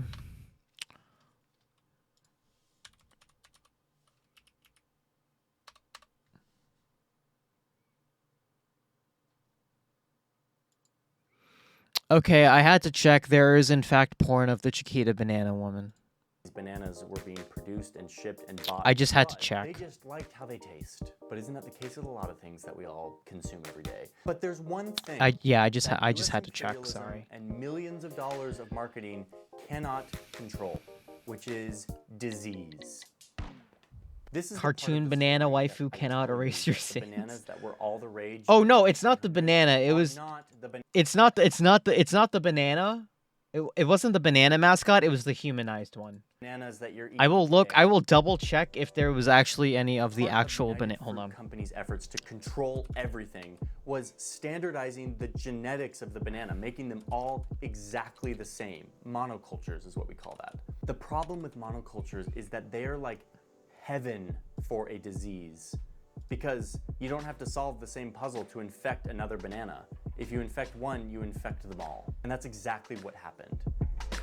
Panama disease was a fungus that came in and destroyed banana plantations. The banana supply in the US shrank rapidly. There's apparently a pony called Chiquita Banana. I don't know if that's canon. I'm going to assume not. You know what? I'm gonna stop looking. The banana that they had been using, the one that was getting really popular in the US, was called the Gros Michel, or the Big Mike banana. But it was now completely being ravaged by disease. So these banana companies are freaking out. They're like, we are done. Like, we've built this entire empire, and this disease is gonna wipe us out.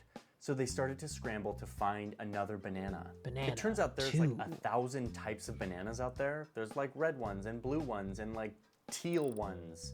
I mean, a blue banana. I feel like I have to eat a blue banana at some point. Supporting streamer But for here's the risking problem. your Us life on Americans, our we buy our 34 food Chiquita kind banana. of with our eyes first. We're just like, it needs to look Thank good. you for the And so these companies realized that they couldn't send a blue banana to the United States. They needed a banana that looked similar. I would Yellow, like sweet, and we are not no, we are stop talking sexually about bananas. keep Stop. selling to Americans who Stop. hopefully wouldn't notice the switch. You guys stop that. Enter our friend the Cavendish banana. I want to eat a blue banana.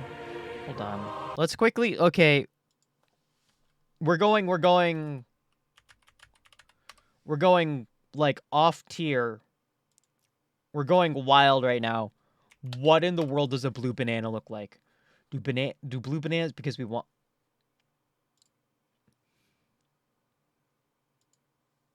Oh my god, it's blue.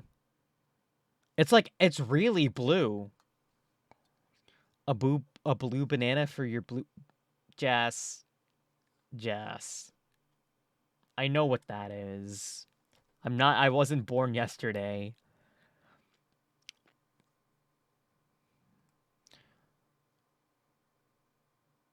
How come nobody ever told me to plant blue Java bananas? Incredible, they taste just like ice cream.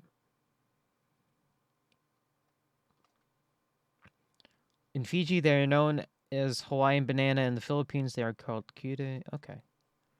So these exist. I want to buy one and eat one. Can I buy one and eat one? I think the answer is probably no, because these are kind of expensive. unfortunate.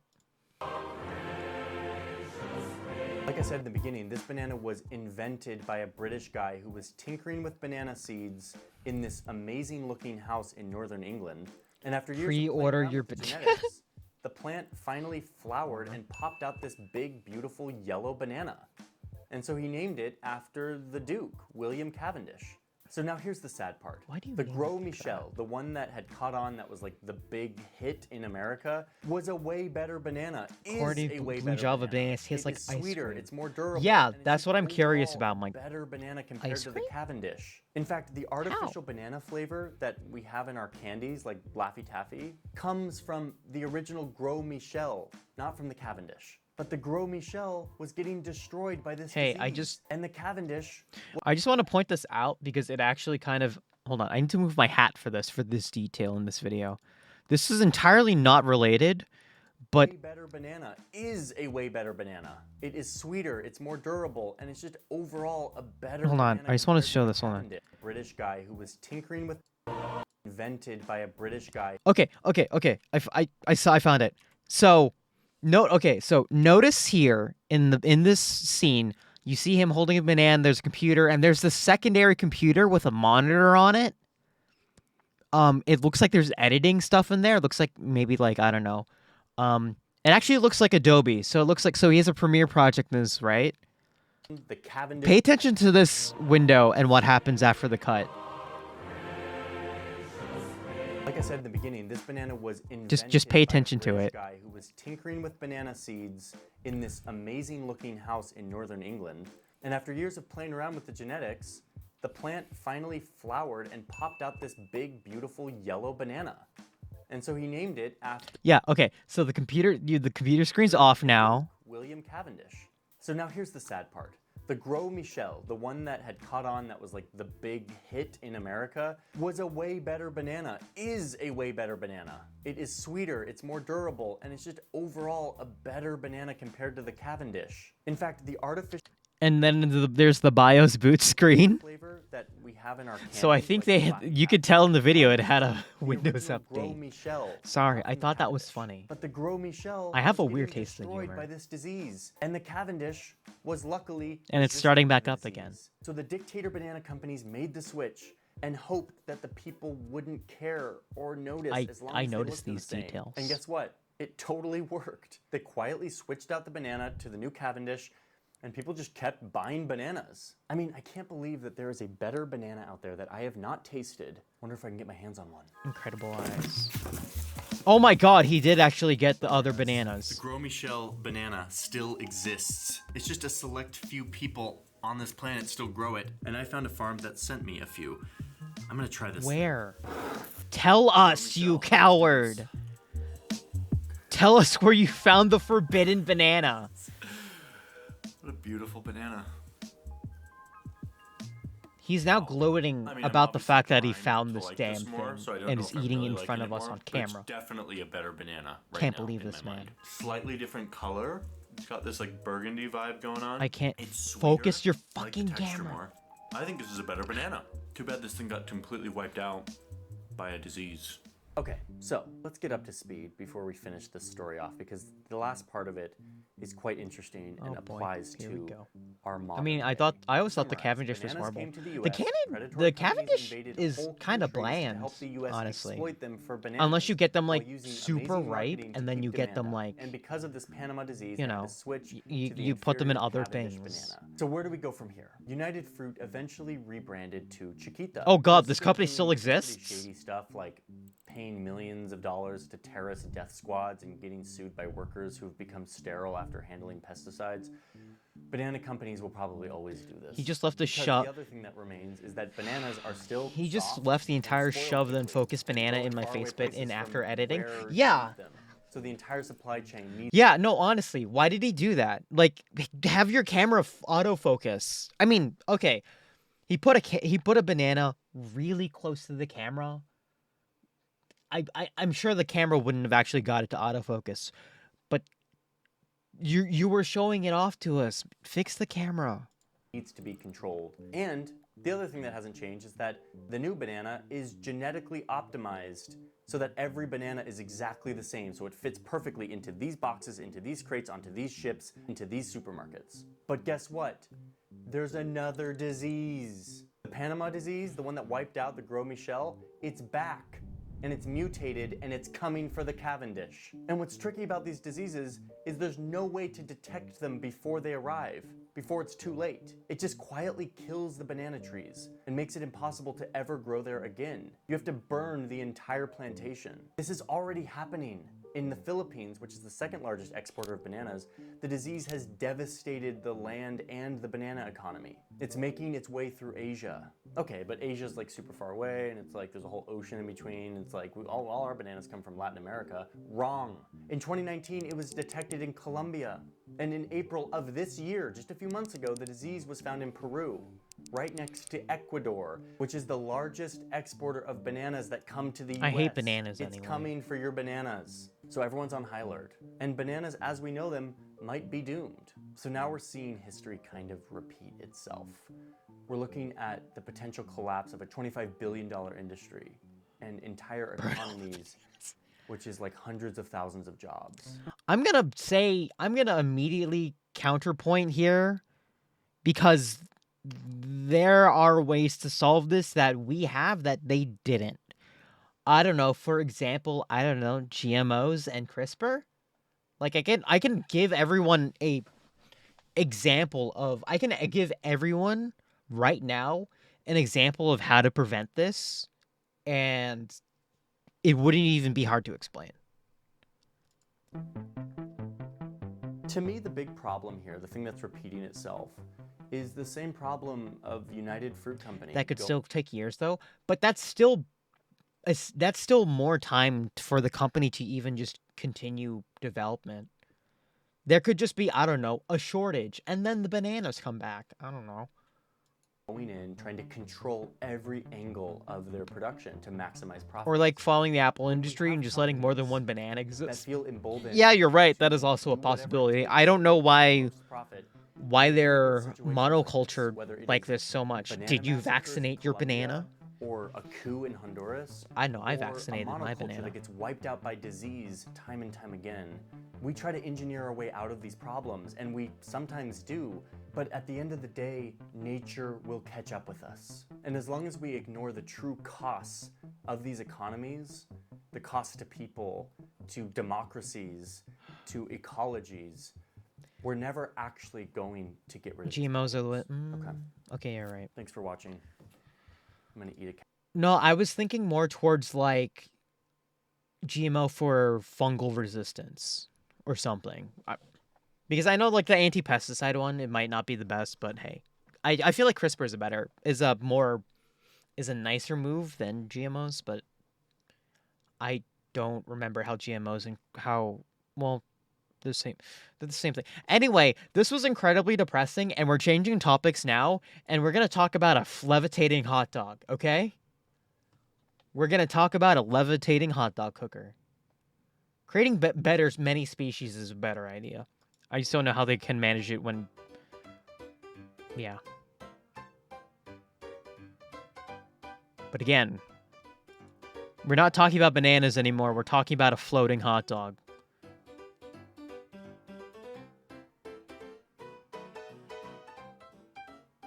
It also is cooking, so,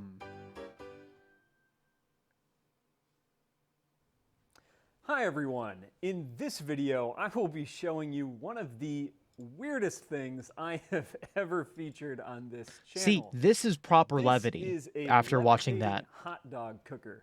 Years and years ago, I made a short video demonstrating an effect I had recently learned about where you could take an air compressor blowgun and Induction levitate dog. a screwdriver. I had just recently learned about this, I think maybe from a Reddit post, Ooh. and I wanted to film like it in slow motion proper and see if I could levitate, figure out hey-o. what in the world was going on to make this happen.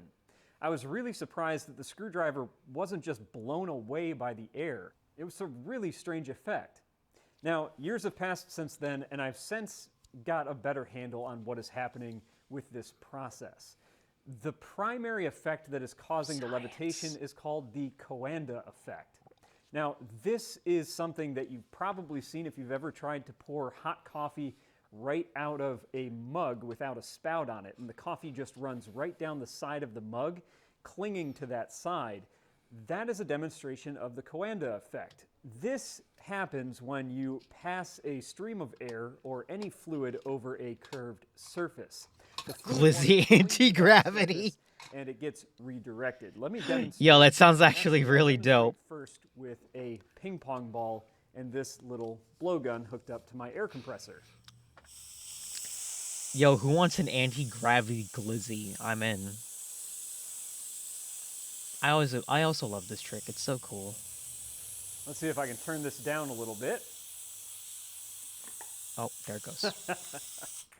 All right, so there we go. You saw that the ping pong ball is levitated in the stream of air. When we have the flow of air passing by the curved surface of, say, this ping pong ball, it clings I guess the to name that curve, Blowdog was... and it might be coming out at this direction.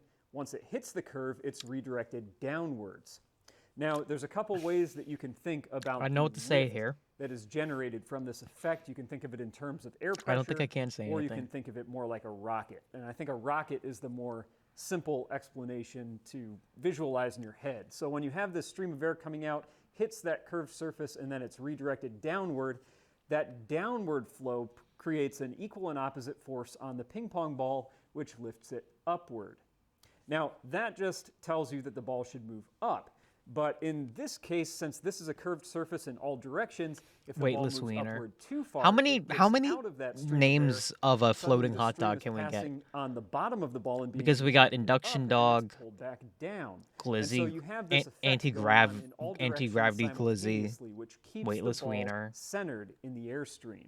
In the case of a screwdriver, which is only curved on the top and then, of course, around the sides of the screwdriver, there is no Coanda effect happening on the bottom. And so what we have instead is a balance of the airflow lifting the driver and gravity pulling it downward. If the driver is lifted too high, the airflow is no longer passing over the top, and so it no longer provides lift, and gravity pulls it back Flying down Frankfurter. into Yeah, a these are steady state good. of These are good equilibrium names. where the Good job, forces on the everybody. driver are I'm proud of equal you. on all sides. Floating So this foot setup long, that I yeah. have in front of me is inspired by another YouTube channel that I absolutely love. A channel run by a man named Bruce Yaney, who is an absolute expert at classroom science demonstrations. And on his channel, he has been demonstrating the Coanda effect. And my favorite demonstration is his use of a carrot, where the curved top of a carrot makes it able to be levitated by the Coanda effect. But as soon as you cut the top off, it's no longer levitated because there's not a curved surface that the No, flow of air he can was cling to. I was laughing because I saw with objects he was that just are looking at a just levitating floating cucumber and he's just like blowgun. very focused on Now, it. in Like his most recent video, he attempted to cook a hot dog while it was in the levitated state using a torch. You can see on the top of a hot dog, there is, of course, a Space-bound curved surface, sausage. very similar to a screwdriver. Now, what I've done here is instead of using a blowtorch as Bruce Yaney did in his video, I've made an electric coil. This is a coil of nichrome wire spun around a stiff piece of copper wire to act as its support, because the nichrome itself, which is a resistive heating element wire, it can't really support itself under weight when the wire is hot. It loses I thought this was an induction, but then I remembered induction is something you have to have wrapped in a fiberglass jacket, like you heat which the prevents actual copper metal. That's itself with from magnets, which conducting is a different electricity thing and because the hot stealing dog is some not a of the magnet. heat, which really needs to be generated by the electricity only flowing through the nichrome. So first things first, let's see if I can get this hot dog in a stable state. Come on, and then floating, turn on the heating element. floating hot dog, come on. Let's go. Let's cue up the music, pretend this is a quiet, convenient process. Oh. It's like watching a magic trick, I love this. Oh, and he turned it on. Coil's heating up, let's go. Come on.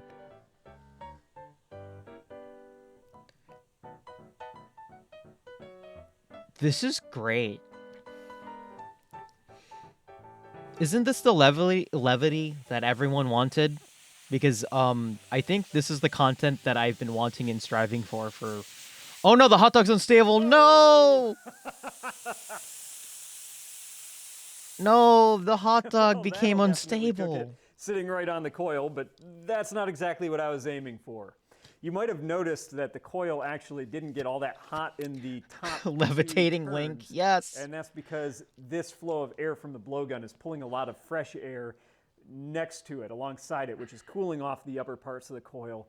And I can't actually put the coil any higher in front of the blowgun, or else it interferes with the steady flow that keeps this. The hot dog was dog getting cooked stably though. You can see the color inside. change. So I might have to stick this in the coil, try to cook half of it, and then later on flip it over, and hopefully it'll still levitate, and we can cook. I want to see this. I want to see this become edible. What, 10 seconds of levitation? It's barely warm, with a few scorch marks from where it touched the coil directly. Barely warm. Let's give it another shot. All right, here we go. And the air compressor will probably turn on in the meantime, because this uses a lot of air.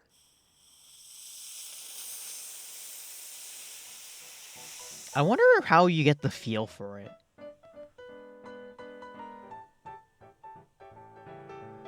It's getting unstable. You can see it. It's already getting unstable. Oh my god. Yo, it's cooking.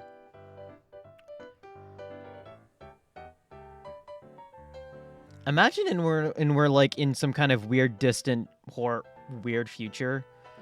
Imagine getting one of these at like a 7-Eleven and just watching it. Like, you know, like the roller food? Yeah. Like, imagine it's just floating in midair. You just snag it. Bro, it wasn't done on the other side. Hovering hot dog is somehow one we didn't get Definitely to. cooked all the way through. Hovering hot dog. It's the difference in air That's density. a good dog, man. I keep having to adjust the blowgun because as I'm using this, the pressure in my air compressor is dropping pretty quickly, and so I keep having to turn up the blowgun just a little bit more at a time to keep the dog centered in the coil. Now, unless you have an 80-gallon air compressor in your kitchen, this is probably not going to be a very good option for home use. However, maybe I'll keep it around for my workshop needs so I don't have to go in for lunch. My This brain's might like, now save cook me a little bit steak, of and then time. I realize steaks are not round at one end. Maybe not.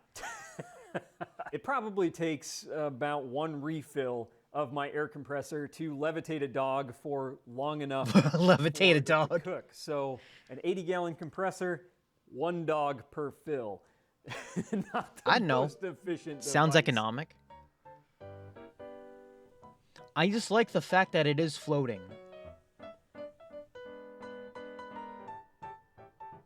It is floating and it is cooking. You are cooking it without technically touching it. It's so great.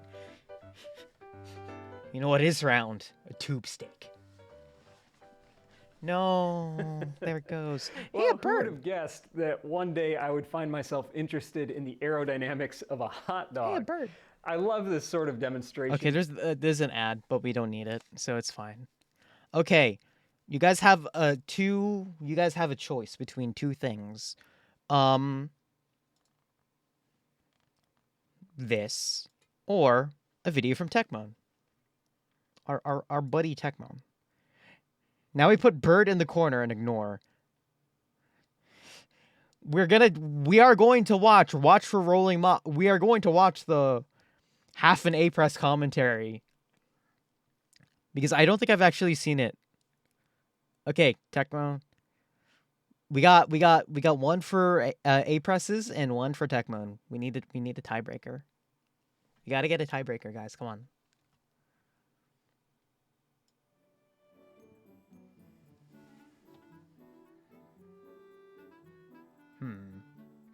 A press. Oh no, people voted out. We're getting the A press first. In this video, I'll be explaining exactly what I do to collect Watch for Rolling Rocks in 0.5 A-presses. But first, we need to clear something up, because every time I post a half A-press video, I get the same comments over and over asking what it means, even though I always have a whole paragraph in the description explaining it, which even starts with, if you're wondering what a half A-press is, read this before commenting to ask. But maybe what you guys need isn't a paragraph. Maybe you guys need an example. This is the nicest way to say that people don't pay attention to the description Not ever. Even the whole star. Just consider getting to that cannon platform, which is a necessary part of getting the star. So, how many A-presses does it take to get there? One. Well, if you say 0, that's wrong, because then Mario can't go far enough. If you say 1, well, it's true that Mario can get there with 1, but we can do a little better. We can do it in half an A-press. What does to half do that, mean in we this? start the level already holding A, and then we use that A-press to reach the platform. Now, hold on. I know what you're thinking. An A-press is an A-press. You can't say it's only a half. Well, TJ, Henry, Yoshi, hear me out. An A-press actually has 3 parts to it. When A is pressed, when A is held, and when A is released. And together, this forms one complete A-press. Now, usually it's the pressing that's useful, because that's the only part that makes Mario jump. However, sometimes it's sufficient to just use the holding part, which allows Mario to do little kicks, to swim in water, to fall slowly while twirling, and to fall slowly with the wing cap. And as for the release, well, there's currently no cases where that's useful or important, so don't worry about that. Do you ever think that guy became a household internet name practically because of this video? Absolutely. Mario over the rainbow, it would look like this. We merely need to hold A to reach the cannon platform. Okay, so holding A. We need to press A to launch from the first cannon, and we need to press A again to launch from the second cannon. So, how many A-presses is that total? Well, it appears to be 3, and if we were doing this star in isolation, then yeah, it would be 3. But in a full game A-button challenge run, there are other A-presses that occur earlier in the run, such as this A-press needed to get into the course. So, if we take that A-press into consideration as well, then how many A-presses would it take? The naive answer would be 4, 1 to enter the course, and the 3 within the course that we established earlier. So is it 3 However, because he we can saves do it? better. We can actually do it in 3 by simply holding out the first that's A-press what I to thought. be used for the half A-press, because the half A-press only required A to be held, not actually pressed. So in this fashion, Wing Mario over the rainbow only adds on an additional 2 A-presses to the run, since the first A-press just leeches off of a previous A-press. So to capture this phenomenon, we call it 2.5 A-presses.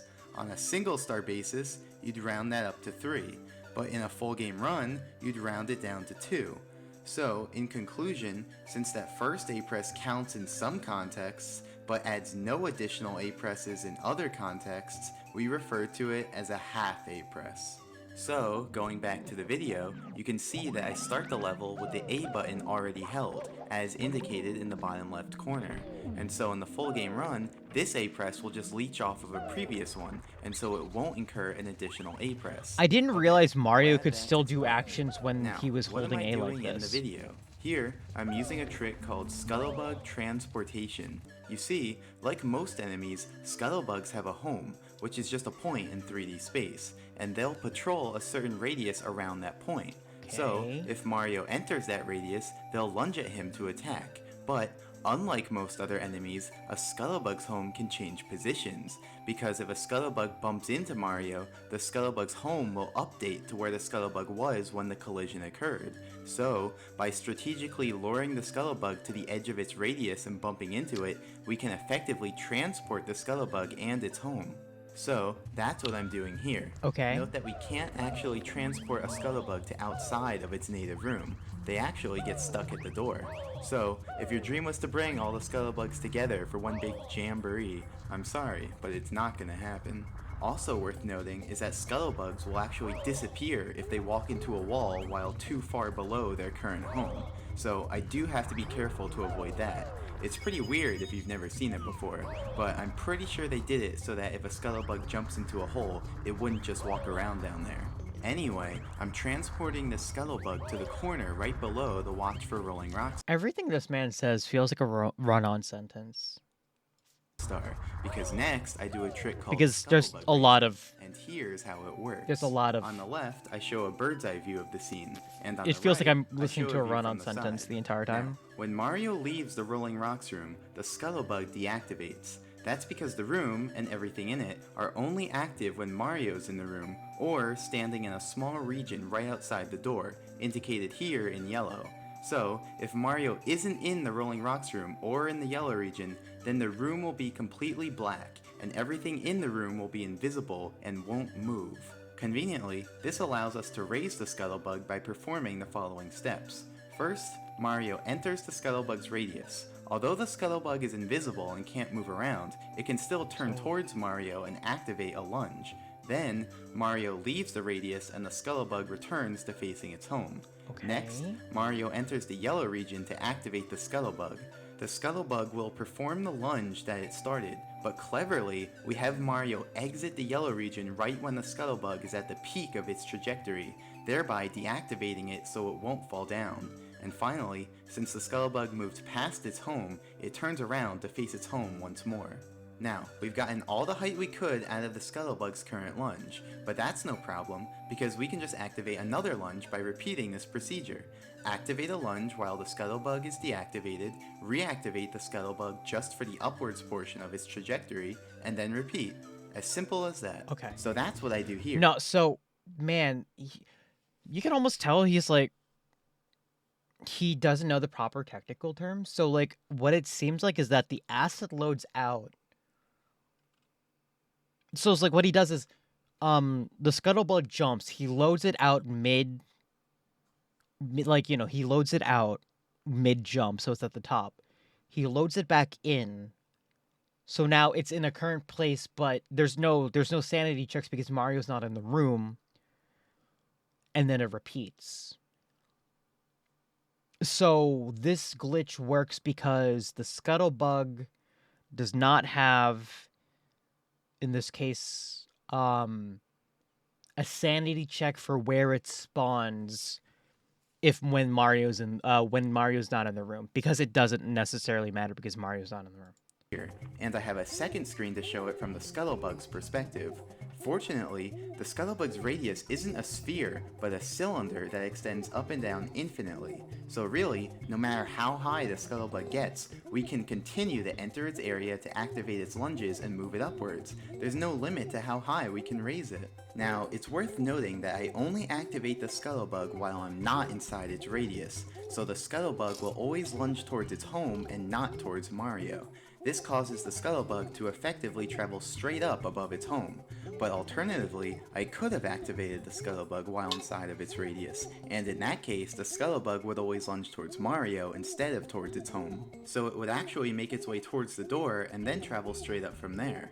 That method's actually a little faster because we wouldn't have to wait for the Scuttlebug to turn back towards its home before each activation. Okay. However, it wouldn't work for what we're doing because we need the Scuttlebug to be right next to that corner. In fact, the top of that corner has a special property which we call a misalignment. Basically, in the game's code, there's a discrepancy between the way the game handles collision checking with floors versus walls. This results in a 1x1 unit area where Mario can get under the floor without being pushed away by the walls. And if Mario's less than 79 units under a floor, he'll snap right up onto it. Okay. So that'll be important later for getting up there. Anyway, now it's time to build up some speed. Isn't it so weird that I totally understand what he's talking about? And I mean a lot of speed. Like, so to get is that that just speed, me? we're going to use a trick called hyperspeed walking, and here's how it works. You probably already know that there are some slopes in the game that are too steep to stand on. Mario just slides off of them. But did you know that you actually can stand on these slopes if they're submerged in shallow water? In fact, the underwater portion of these slopes has a special property. If you try running uphill on them, you'll end up running backwards at an increasing speed with no upper bound. But in most circumstances, I've watched this a would lot cause of these us to end videos, up in the so I water know too. before building up No, any I more don't speed. I don't necessarily We know can get because I little watched a more lot speed of by these. running It's just nearly parallel because to the slope, but ever so slightly uphill. But eventually the slope runs out, or we move too fast to round a corner. But there are some ways to have Mario walk while staying in place. Even though I never For played the example, game. if there's Yeah. a wall perpendicular to the slope, then we can use that. That Ooh. allows Mario to build up quite a bit of speed before he breaks through. However, if the wall isn't perpendicular to the slope, then we end up sliding down into the water. That's because walls are really just rectangles that push Mario out perpendicularly. So, if Mario moves into a wall at an angle, the game will calculate his intended next position, then the wall will push that position out, and then Mario ends up having a net movement along the wall. So ultimately, he'll end up moving into the water. So, is all hope lost? Well, no, because I know it Candy because figured I out am that we could actually make use of I the am a gate. computer You see, sciencey, the bottom so I of know. the gate is a ceiling, and the game doesn't like putting Mario too close to the area right under a ceiling because it doesn't think he fits. So, if we have Mario move backwards into the ceiling, the game will choose not to move him, so we're free to build up speed in place. But not infinite speed, because we'd end up breaking free if our speed moved past the gate. So what do? We turn to redirect our speed out of bounds. Notice that we now have enough speed so that our intended next position is past the wall and out of bounds. And since the game doesn't like placing Mario out of bounds, it doesn't move him, and instead just lets him stay in place, just like the ceiling. But unlike the ceiling, PhD, yeah. Well, technically, well, no, it's not a PhD, it's a BS. Speed as we want without having to worry about breaking free. Okay. So now I do just that. Open the gate, use the ceiling of the gate to build up some speed, and then redirect my angle out of bounds to build up the rest. Now, you're probably wondering what I'm going to need all this speed for. After all, I do build up speed for 12 hours. But to answer that, we need to talk about parallel universes. And if you thought my other tangents were complicated, Computer science is BS. So Mario's position is a floating point number, but it's converted BS, to a big short science, when yeah. the game uses it to test for collision with floor triangles. In other words, Mario's position can basically be any decimal number, but it's converted to an integer between negative 32,768 and positive 32,767 inclusive. So, any fractional portion is truncated, and numbers too big or too small are moved into this range using the modulo operator. Graphically, that means that the position used for floor detection is always inside of... Okay, so what he's basically saying is that it gets truncated. That's it. This just means that it just gets truncated. Shit gets truncated. And if the number gets too big, I don't actually know what this transition is from. Oh, 1 million is because it wraps the number gets wrapped around. You notice how the number 32,767 here stays the same? Well, if it gets higher, it wraps around itself and goes down into the negatives. So the range of this short is 32,767 to negative 32,768. So this number means it just wraps around multiple times. That's called what's it called? What's it called? Floating point rollover? Something like that. Or it's like decimal rollover. You know how like you see in like an odometer when you hit like 999999999 and then you like get an additional mile in the odometer, it just all resets to like 0. Same idea. Fractional portion. I lost weight by eating so much I reverted to baby. That's how logic works in real life. Is Yes, truncated, correct. and numbers too big or too small are moved into this range using the modulo operator. Graphically, that means that the position used for floor detection is always inside of this box. So if Mario's in that box, then his actual position and the position used for floor detection are the same, albeit maybe off by a single fraction due to the truncation. But if Mario leaves that box, then his actual position and the position used for floor detection will separate, since the position used for floor detection will just loop back around to remain in the original box. So now I ask you this. Here's the course. So if Mario is standing way over here where there's no land, but the position used for floor detection is on land, can he stand over here? Yes. The answer is yes. As far as the game sees it, Mario is in fact above land over here. Okay, yeah, so the floor detection uses a different base than this, so there's an integer conversion issue here. Because the game actually checks for land over here. So, for all intents and purposes, there is essentially land over here, a copy of the original map. And this is what we call a parallel universe, or... That's such a dumb thing to say. Just say you're out of bounds, but you're using the map collision data from the original map. I don't understand why he needs to go into make a term for it, or why there needs to be a term for it. So there's actually a grid of nearly infinite PUs. Here is a to-scale diagram of the PU grid. As you can see, the PUs are actually pretty far apart, but I'll be taking some creative Oh no, don't liberties and panic. drawing them closer together for Get the a sake candle. of clear Be warm. visuals. Now, PUs aren't as glamorous as you might think. The graphics are only found on the original map, so the PUs are completely invisible. Furthermore, PUs have no objects, like elevators or item blocks, no enemies, no items, like coins or stars, and not even any walls. So really, it's pretty barren. Furthermore, no, you're just on the floor. The N64 console will actually crash if you go to a PU and let the camera follow you, but luckily, we can avoid that crash by fixing the camera in place on the original map before leaving it. Sideway view PS, that hell does yeah. make it even harder to tell what's going on in the PUs. So, as you just saw, you can travel to a PU if you have enough speed, but it's not as simple as you might think. If you have just enough speed to reach the PU one over, it won't actually work. That's because the game actually checks if Mario is above land at each quarter step of his movement. That means the simplest PU movement is moving over 4 PUs at once. That way, each quarter step is above land and therefore valid. For simplicity, we call this quadruple PU distance 1 QPU. Now, up until this point, I've been glossing over a very important detail. It's so weird when speedrunners just make up new units and terms, and I'm like, just say go out of bounds 4 times. Which I now need to clear up.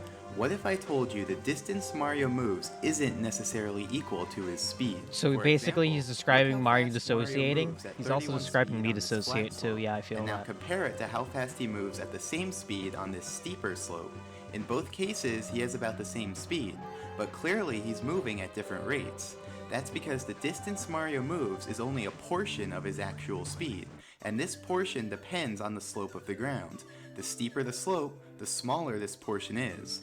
Note that it only depends on the steepness, not whether Mario's facing uphill, downhill, or sideways. To be fair, he did a very good job blue will represent at Mario's describing speed, this without using green will computer represent science the portion terms. Of it that he moves, So which good on we him for call that, but I Mario's de feel facto really speed. annoyed So in these 3 pictures, by making up Mario new has terms. the same speed, but he has different de facto speeds since he's standing on slopes with different steepnesses. So if we want to... Don't say that, say distance. Just say distance. It's not de facto speed. There's a term for that. It's called distance. Move 1 QPU, it's not sufficient to have QPU speed. We need QPU de facto speed, which often means our actual speed will need to be greater than 1 QPU to compensate.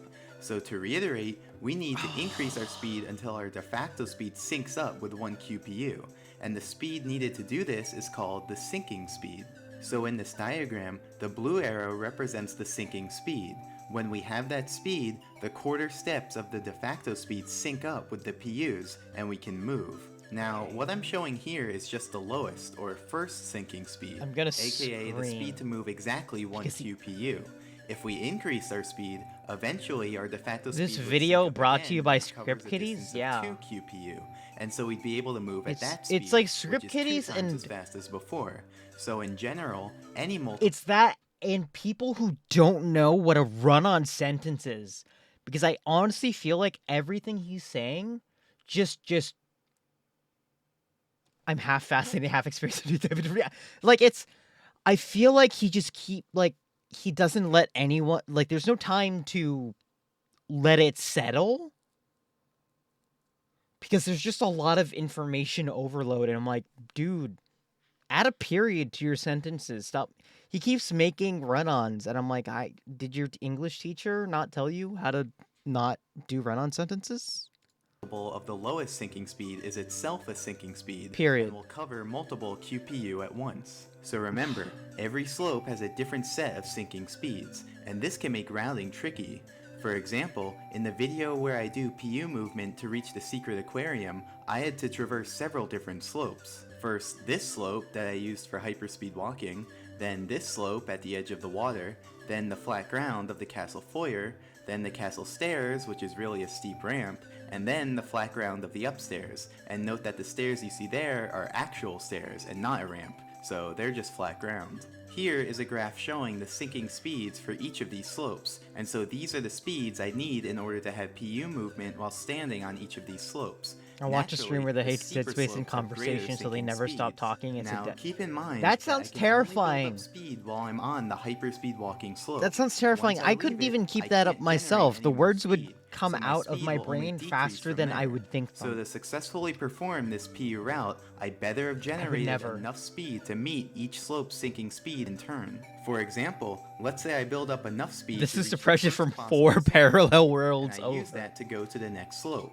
Then I could let my speed drop until I reach this slope's sinking speed, go to the next slope, let my speed drop again until I reach this slope's sinking speed, go to the next slope, gain speed. Then I have a bit of a problem. I have less than the required sinking speed. You have to gain no speed. way to gain any more. Okay. So is this route just impossible? Well, no, because these are just these slopes' first sinking speeds. But remember, any multiple of these will work as well. So now he has let's to factor in each slope's second sinking speed as well. These speeds allow Mario to move 2 QPU at once instead of 1. I know how so he's now, doing if I this, instead build up enough speed to reach the second sinking QP, speed of that first slope, then I'll actually have enough speed to meet each sinking speed in turn and complete the route. And if that didn't work, we could have considered each slope's third sinking speed and so on until we did get it to work. However, which sinking speed we need to reach initially is kind of a big deal, because reaching that first sinking speed takes about 12 hours, and reaching that second sinking speed takes about 25 hours. So if there's a way to use a lower sinking speed initially, then that's a 12-hour save. So, how much speed will we need to generate for the Watch for Rolling Who voted Rocks for this? Well, keep in mind, Who did vote for with this? access to unlimited I will horizontal find you. speed, we don't have any improved vertical Arya. mobility. So to get to We're gonna blame Arya for giving us this, and ride up but also tell her So that this she will be the that basic they're route. nice. Start on the hyperspeed Please be walking nice. slope, navigate along the path up from Because the oh lake, my ride goodness. up this elevator, ride up this other elevator, make our way onto the amazing emergency exit platform, which is the highest point we can reach, and then launch to the Watch for Rolling Rocks platform. By itself, that still won't be enough height, because but this video the is scuttlebug angering. positions will provide the extra bounce we need. So this is the graph of the sinking speeds of these slopes. Unfortunately, I feel like I need to watch this video at like twice the speed. Like, we run into a it's bit of an issue with educational. the path It's up just from the lake. very That area is educational. actually made up of dozens of floor triangles that each have different slopes. But that didn't stop me. Oh, After careful observation and scrutiny, I isolated 6 triangles, which I named T1 through T6. These triangles have strictly decreasing steepness. Why does he want to name everything like a technical thing? Why? This was not necessary. So we can meet each of their sinking speeds in turn. Additionally, their heights span the entire vertical distance.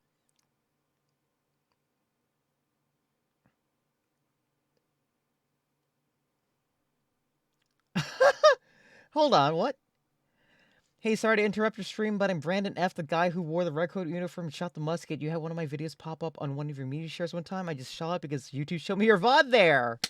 Well, stop by. Thanks for your kind words you offered on your stream and figured I'd answer any questions or your viewers might have had. Otherwise, I'll stick around and watch some Mario because this looks neat. Yo! That's awesome. Listen, I think I remember your video, and I love the amount of passion you have for your craft, and honestly, that's kind of what I like in what anyone else does, you know? Like, if you're passionate in this, and I have no dang clue what the subject matter is, and you just tell it to me in an interesting way, that you show that you actually have pride in what you like, then I am all for it. I did not realize that the VOD you noticed it, but thank you so much. It's definitely very niche, but it's a good time. You dress up like old timey people and pretend to shoot each other. Well, I mean, hold on. I need to put on back music for this. But I mean, it's not my thing. Obviously, it's not necessarily my thing, but history is so interesting. Attempting to recreate that is fascinating, and doing it in a way that is safe for viewers. But dang, yeah, YouTube tells you when your footage is used by other channels may for copyright, but they don't mind that kind of thing. Oh, so that's why. I did not notice that.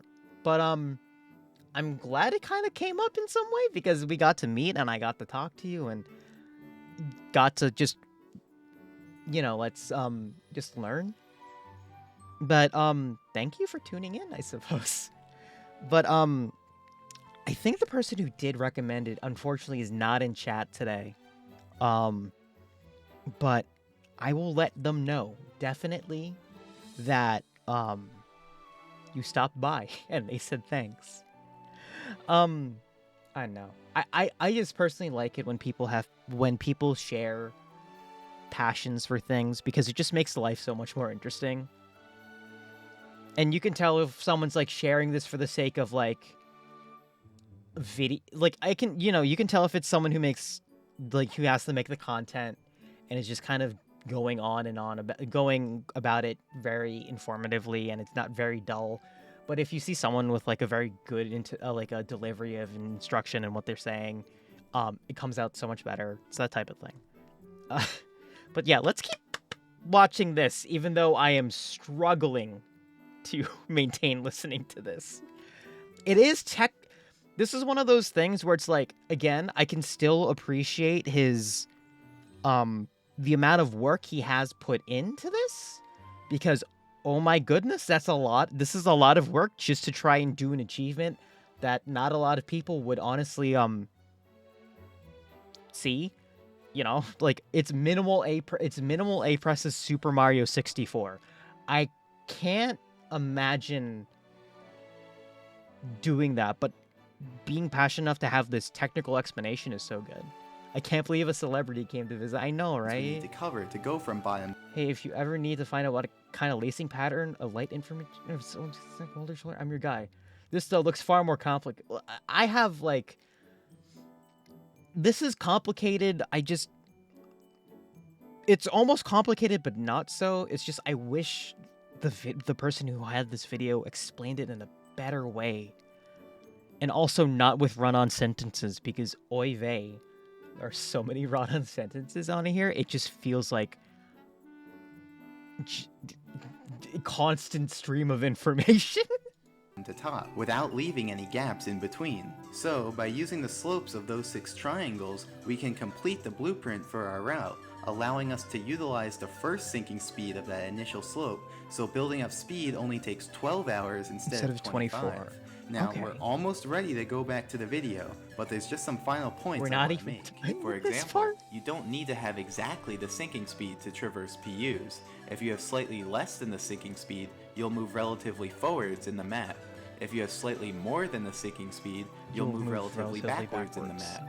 And the further you deviate from the sinking speed, the greater this relative movement will be. Yeah. Additionally, if you adjust your angle slightly away from the cardinal direction, you can move relatively sideways. But keep in mind that even the smallest possible angle deviation will be magnified over the QPU distance, and thus, Mario will be sent multiple feet to the side. This is now, like... based off what I've told you, you might think you can only travel multiples of 4 PUs at a time, but that's not actually true. For example, if one of your quarter steps is out of bounds or over a ceiling, then that quarter step will be invalid. And since Mario moves up to but not including the first invalid quarter step, he can in fact end up stopping prematurely at one of the quarter steps. Separately, if you change slopes during a quarter step, your de facto speed will change and you'll alter the distance of the next quarter step. And so most likely, it will no longer sync up with a PU and you'll end up stopping on the new slope. Finally, for simplicity, the set of PUs that are multiples of 4 away, we call the QPU grid. And if Mario's on the QPU Why does he grid, keep then we naming say things? he's QPU aligned. Why does he keep naming moving a things? multiple of 4 PUs is easy, but moving a different amount requires special conditions like out of bounds or changing slopes. So, wow, these if your newfangled QPU aligned, computers are it's easy amazing. to stay that way. And if your QPU misaligned, Like, it's easy to de stay that facto way speed as makes me well. physically Now, if you angry. become It QPU does. misaligned, you'll need Like, the phrase de facto speed makes me so angry. Because it's literally just distance. Why do you... To correct I don't that in order know. to return to the It main hurts map. my... But that can be On one difficult hand, if I'm you're not impressed. near On the out other of hand, I'm bounds and your insulted by sequence of just slope him changes is using so many predetermined. phrases. So, managing your QPU alignment I feel like is it's one the of many speedrunning challenges of community. planning The a speedrunning PU community round. drives me Okay, nuts so now we're sometimes because they finally just like ready make to up resume things. the main video and watch the PU movement. Okay. Just kidding. First, I need to explain what I'm these trans screens with a are. QP. These extra screens will help you follow along during the PU movement. The standard view is just the view that the game shows, but since I fixed the camera on the main map to prevent the game from crashing, this screen won't tell you very much. The relative view shows where I am in each PU.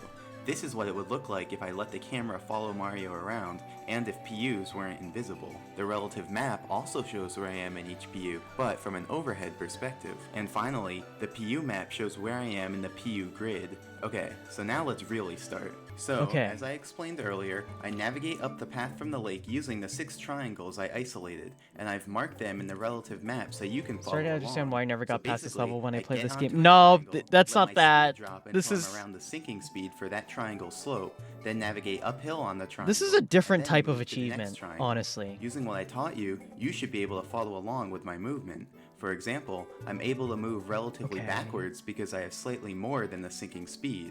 Whenever I move sideways, it's because I'm slightly angled away from the cardinal direction. And every time I move from triangle to triangle, my QPU alignment changes. But cleverly, I planned it in such a way that they'd all cancel out by the end and I'd end up QPU aligned. So right now, I'm on the 6th triangle, so I do a little zigzag to bring me back towards the main map, as you can see on the PU map screen.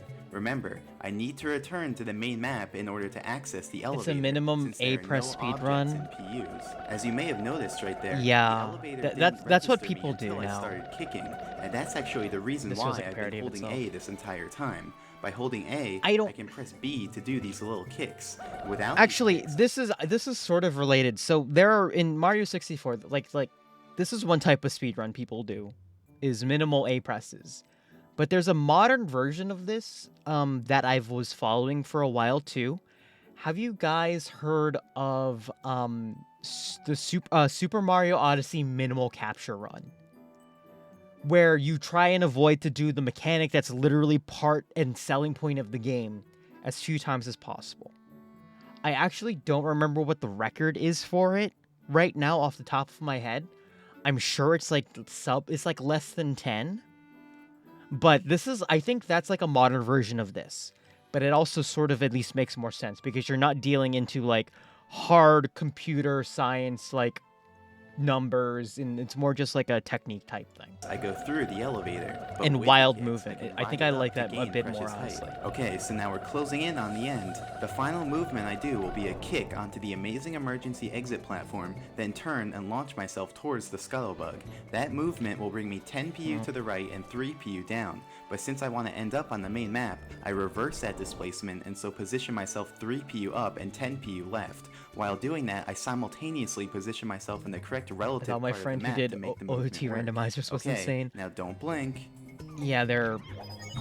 And there we go. By bouncing on the scuttlebug and ground pounding There are in the misalignment, I achieved just enough height to get onto the Rolling Rocks platform. Here, I show an abridged version of the scuttlebug raising, in case earlier's viewing was too choppy to follow. As you can see, the scuttlebug moves back and forth above its home. At the end, you can see I do 2 special raisings purely to move him sideways and closer to the corner. Like, since he ended this involves like manipulation of enemies in the game, manipulation of how the game loads, manipulation of how the map is checked for collision, all to do this with a half an A press. And this is like what, 20, 30, the run itself takes like more than several hours to do. Hurts my head, man. ended up being too far I away love for it. the bounce to work. And here I show an alternate It's super angle of interesting. the Yeah, no, it's super interesting, but also why? PU movement. The scuttlebug actually became active Why? when I entered the PU version of this room. I get so it. I You really wanna only had a handful be of frames to cool. get over here before he fell too far. And But also there you why? have it. Sorry, I didn't Watch realize for also the Rolling music Rocks was done up. in 0.5 A presses. We're done with the video. We're done with the video. My head feels like it's gonna explode. I need to find the zero capture thing. Hold on. Minimum captures. Yeah, so the minimum, there it is. The minimum captures is 1 hour. I have to wonder how long it takes for people to figure all this stuff out. It's not, the thing is that it's not about how long. This is how I know about the speedrun stuff. Like it's not about how long it takes. It's more that there's a very large community of people doing it repeatedly. So that minimizes the amount of time it takes because there's a lot of people doing different things. I almost want to show this speed run, but it's an hour long. But there's just want to show you maybe like just small bits of it. Yeah, it's in a million monkeys at typewriters type scenario. And when one person finds progress, everyone else uses that progress to keep going. And that's how people figure this stuff out relatively quickly, because there's just so many people behind it. All right, so this is a Super Mario Odyssey. I'm gonna show part of this because this is the modern version. Is minimum Odyssey, captures. Is when you throw Cappy onto something and Mario transforms into it. That's a capture. I'm going to be doing that the minimum amount of times. The minimum amount in one player. Except the monkeys have a rough idea what they're looking for, kind of sometimes. They also have tools to figure out what they're looking at, too. So they're not really doing it randomly. They're like, two-player mode is I don't know. Today, I'm they're doing a tweaking hybrid it of those and figuring runs, it so out, I'll be which is capturing great. 8 things, and now, 8 isn't 3 captures as the title suggests. But by the end of the run, you'll understand why I'm doing 8. It's mostly to better explain the tricks and not waste your time later on. You'll see. But because I am doing 8 captures, the hybrid run, I will be playing the entirety of the run with my hands and feet simultaneously with 2 controllers. It opens up some extra movement options. You'll see here right at the start after this cutscene when we get Cappy. Because this is just great speedrun tech. That, you can jump instantly, once on the ground and once in the air with Cappy, whenever I press the jump button on the second controller. Also, you can see there I hit the White Hat Hackers with 20 years of Cappy travel. a little bit early just by separating the 2 characters. You can control Cappy and Mario independently in 2-player mode. I'll be using that occasionally, but it's pretty hard to manage. But again here, opening the door with Cappy. With this man going into the is first doing room, this you can see the with frogs on the right. They his are the feet, I first think? intended captures of the game. The tutorial. But the movement tech in Mario Odyssey is so good that you can really do a lot of I'm just gonna things. finish off the rest of the kingdom. I have a lot to explain. Like, my goodness, Cascade look at Kingdom's that. coming up next. There's a lot to talk about. So, Cascade Kingdom has a boss which takes 3 captures to beat it, and beating the boss unlocks like everything in the kingdom. It spawns a bunch of moons. You do need 5 moons to leave the kingdom, and for a long time, like, everyone thought the boss was 100% required because there just weren't enough available moons. But coincidentally, there actually exist exactly 5 moons before the boss has been defeated. But like, I just want to maybe show the first kingdom, because I think I tried doing this tech and I thought it was fantastic. This is currently completely unskippable. There's no way to skip this one. But anyways, the 5 moons in Cascade Kingdom, they're either locked behind like captures or the boss fight, or they're just unreachable. After long enough, the community ended up figuring out ways to get every single one without any captures at all. But to do that, the kingdom is completely broken. And also, this stuff just involves so much movement tech that I could not possibly do this in my Going into Cascade lifespan. Kingdom here, there's just a few cutscenes we have to skip before we arrive, and then the fun will begin. All right, now, here we go. normally in this kingdom, what you want to do is capture the chain chomp to break open that rock on the left to get the first moon. I'm not going to do that because I can't capture anything, so I'm going to start by clipping out of bounds by doing a roll cancel to do a surface clip through, and then we're just going to swim through some invisible water onto some invisible platforms to get the first moon in the kingdom, which is in this chest right here. Hop in bounds really quick to grab the moon, and that'll be the first moon of the kingdom. Now I am back in bounds. Let's just get out of Nope, bounds I am out real of bounds, quick. Just kidding. Clip right back out and jump onto the invisible platform, or a few invisible platforms to actually get to the next moon, which The good old is speed in run. the 2D section, which I'm just jumping around the kingdom. Well, this isn't. Well, this is combined. Well, going into this pipe here next to enter the 2D section. And maybe this I should 2D explain section normally minimal requires that big chain speed jump on the runs. right there, and just got to navigate through the 2D section now, which is just some jumps in. You can see the thing with I can't see anything the at all, so I minimal just memorized this runs is section. that It's pretty basic. the second moon in the kingdom. If you do like a 2-hour run with 5 captures and a 7-hour run with 2 captures, the 2 capture one is superior. And I won't be able to see it here for a little bit. Well, and compared to the last video, yeah, there's more visible, There's actually multiple fun ways to do stuff it going now, on with this one. But this is the easiest and fastest way I'll be doing now, and it's pretty wild. So you'll see what it is in a moment. But I'd rather not spoil it. But you'll see here. I'll be able to turn the camera up in just a sec once I get into place here. I spy a cute witch. Hello, that is me. Hello. Here we go. There's the island, and Cappy hit the checkpoint. Awesome. So I am warping up there, and that is one way to get up on the island in the sky. I just teleported Cappy up to the island. I will explain how to do that later. He just normally to get this moon here, this. you take a painting from a completely different kingdom to get up here, but obviously I didn't do that. And just something to point out is that the checkpoint is the isn't dinosaur actually captured required? in the game, I it's actually don't know. considered a capture. But another moon here. Need a chain chomp to get it. Yeah, this I know. No, you don't. Just spin throw and you clip right through the rocks there. And then the last moon in the kingdom here is just under this. I don't. Which, by the way, there's just no wall. In that section, I didn't even clip out of bounds there. There's just no wall. You can just jump through it. So that's kind of funny. But just getting the last moon now. Yeah, so you just do tricks to clip into the wall. Okay, and swimming again in the water. Basically just memorize where it all exists. But just gonna jump out now and get the last moon in the kingdom, which is called our first power moon. So that's pretty funny. Getting the first one last. Completely broke open the kingdom here. Now it's just some cutscenes, and then we'll be able to go over to the Odyssey for the first time. So, bridge is gonna fall. Like, Cappy's gonna be surprised. The regular Mario speedrun is just as nutty. Like, I'm assuming some of you guys know the first skip for it, but I might want to show you. A little bit further up. But minimum captures is nutty. I love it. Dino skip is fun to watch too.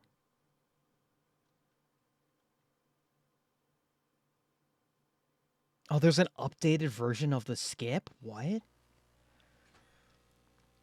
So basically, like, if you remember Super Mario Odyssey, one of the things that is, like, you do in the first kingdom is, like, take over that dinosaur. And you can use it to, basically trampoline yourself up. But I want to know what that new trick is. Oh my goodness.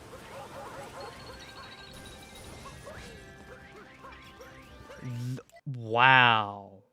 Okay. So this is what Dino Skip looked like. You basically get your foot on that trampoline, you exit and jump. And you make it. So it's 10 seconds faster. I did not know that. That's cool. Okay. You know what? We're going to skip over the tech mode video. As much as I would love to. But because we are a bit running on time. So we have 2 more videos here. First one is, this is interesting. Y'all know about drones. But if you don't get the dinosaur, that's sad. I know. The dinosaur's not cool. I mean, the dinosaur is cool. Correction. The dinosaur is very cool. And doing dino skip with the trampoline is very fun. Am I on it? Anyway, this video is about... This video is about recharging a drone in midair, which I think is cool.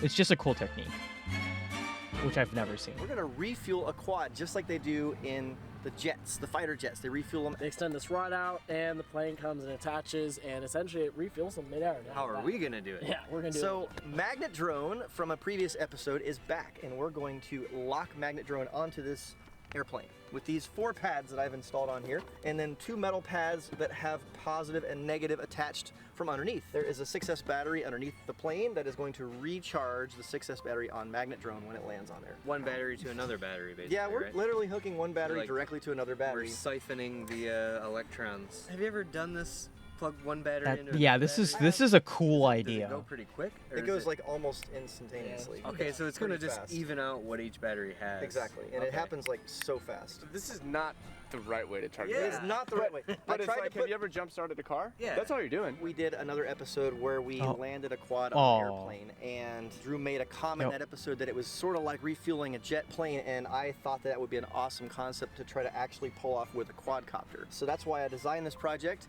This is a flight test Kraken. It's the largest plane that I have plans for to make a big foam board airplane, and it does a really great job of carrying a load. So I figured it's a perfect plane for this project. How long can this fly for? This should be able to fly for about 10 minutes at least, so a lot longer than our drones.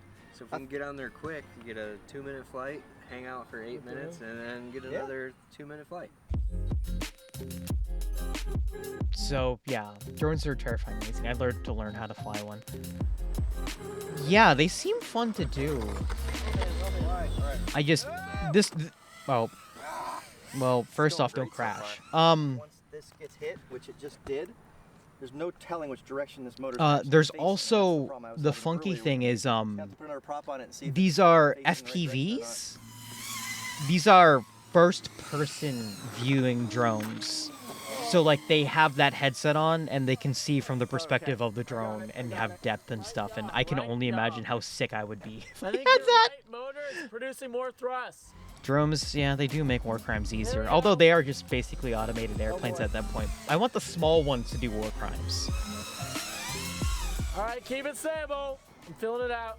Like, FPV drone flying seems scarier, but it seems neat. Oh, almost. Nope. You can go for another pass.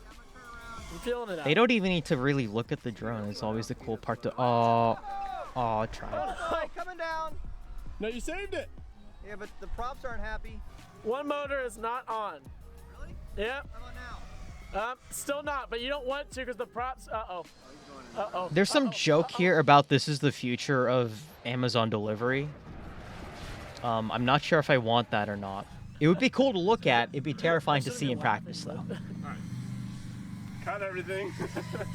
I almost got it. Did you stick to it? I stuck onto it, yeah. Do you think the battery made connection? I don't know, but I stuck onto it and I saw the plane do this from my point of view, so I'm like, I should get off so I can help him out. Yeah. Because I didn't land on its center, I landed on it sideways. Amazon blimp mothership. So this is close to like the idea of that Amazon blimp mothership thing. So the last time I built one I of these, think it'd be kind of funner if it was just like this autonomous drone flying above, or this autonomous plane driving above, and the drones go up to it to charge. I think it'd be cool. Is when you have two motors spinning props in the opposite direction. You can put more power to one motor than the other, and it will steer and give the plane rudder. It's like yaw without having a rudder. Bonus points if Bezos' face is on the side of it. Oh yeah, no, totally. When Vanover landed on you, it really disrupted the plane. Actually, no. Correction. Bonus points if the blimp is modeled after Bezos' head. I put the drone exactly like, in the center you see the blimp, and then the front of it is Bezos' head, like all inflated and stuff. I mean, I technically and then the irony would be really funny when it just like goes up in flames and you just see like, yeah. More nose heavy than tail heavy. It looked to me, like watching the replay, that as soon as he got on it, it just kicked the nose up. So I think that it's not exactly. I mean, that being said, he didn't necessarily land on it perfect, right? So maybe he landed a little rear of it. I don't know. I'll be the one that set it on fire. I mean, it might set itself on fire. That's the only hope. Oh.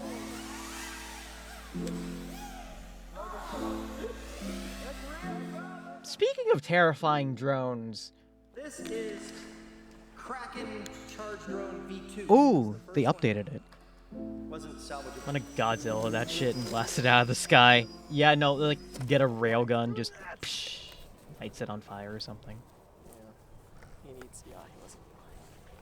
Speeding. GoPro. This is so much progress. So much double check, triple check. Yeah. Time in the making for this. So now we got two wings though. Sean built two. So the drone has been through multiple revisions, and the plane and the landing mechanism has been through multiple revisions. So what do you got? So now I built two of them. It's no big deal. They only take like 12 hours each to make. So I mean, no big deal. But we it's got only two your of life them. and time. Yeah, it's no big deal. Number two. I love that.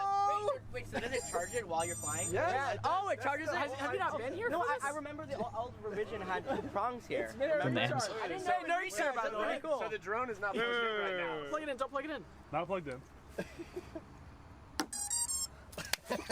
It's so cool. I will say, Sean, you definitely have learned from the previous Krakens. You've definitely reinforced it, I can tell. Oh yeah, it's got spars, It looks like pretty bulletproof. crazy. The drone's taking off with a voltage of 24.2, so it's not fully charged to start, right? Yes. Okay. Yes, it's like 24-ish.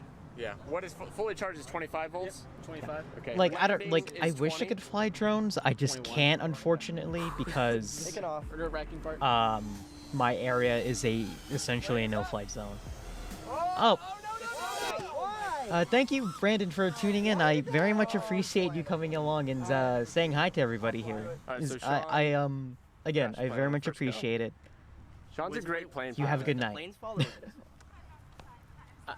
He has tested this plane a lot. He sent me a lot of videos showing Also, that, like, yeah, no, it also flies. they It's good to go. expensive. The plane is locked in.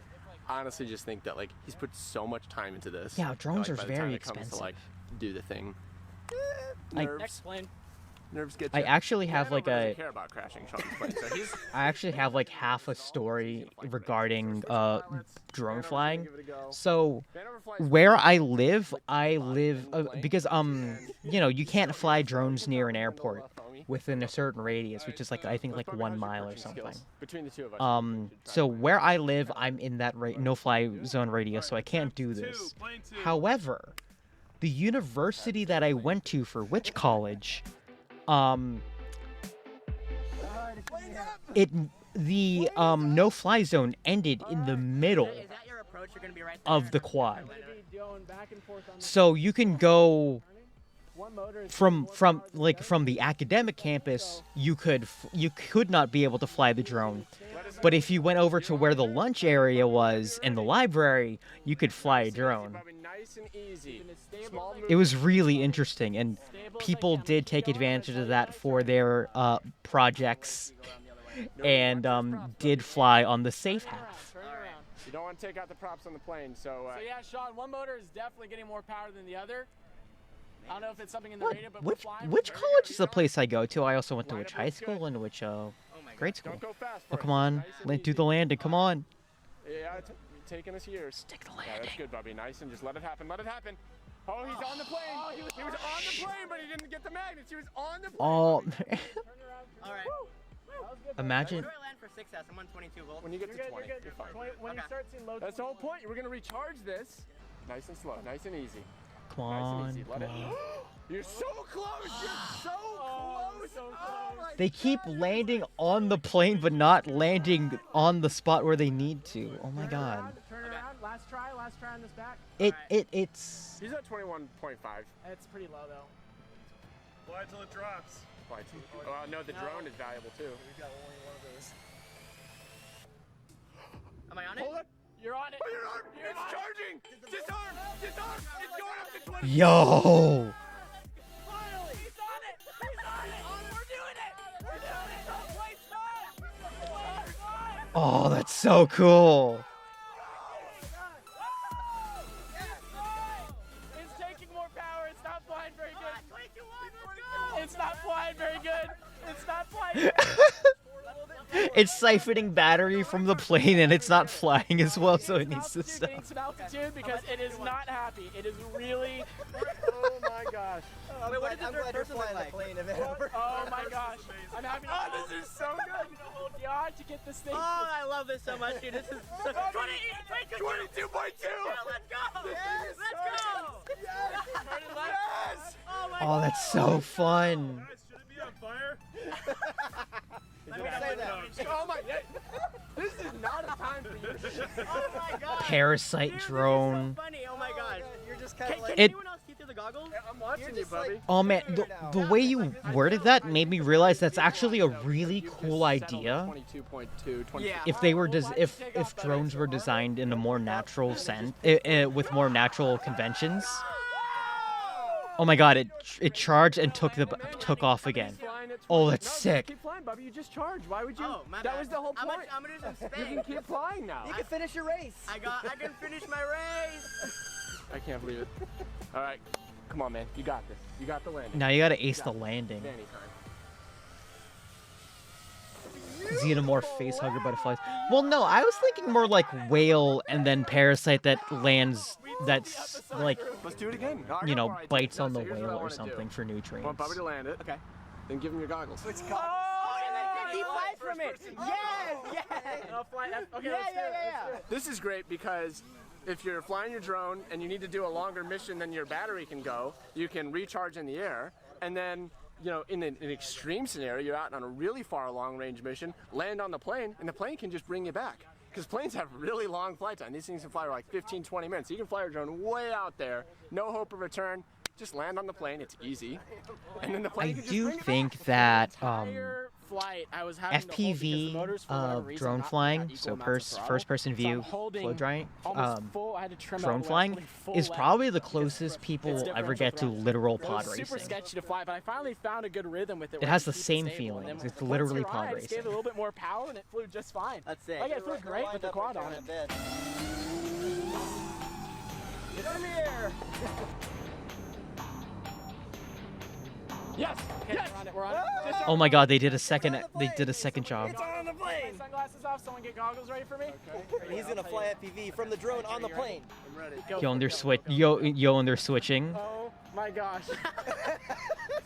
Don't worry, you're just right over water. No Sean, big deal. I need someone to adjust the goggles on my face because I cannot. Oh yeah, there you go. I mean, FPV. Yeah, FPV drone races are a thing. Oh my gosh, I'm flying an FPV.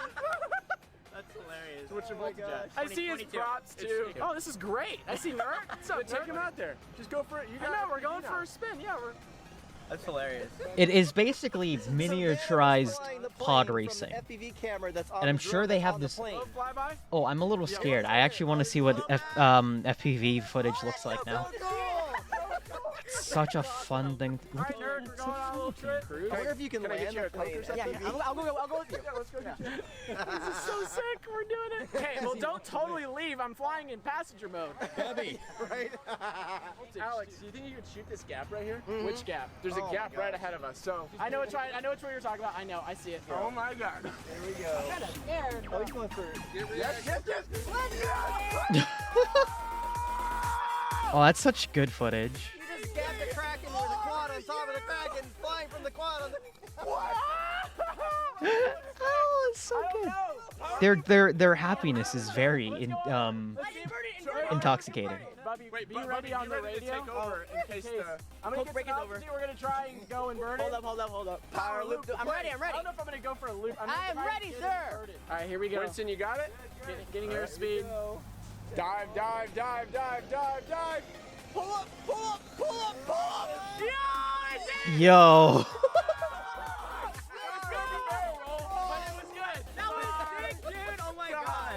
I love this footage, man. That was sick.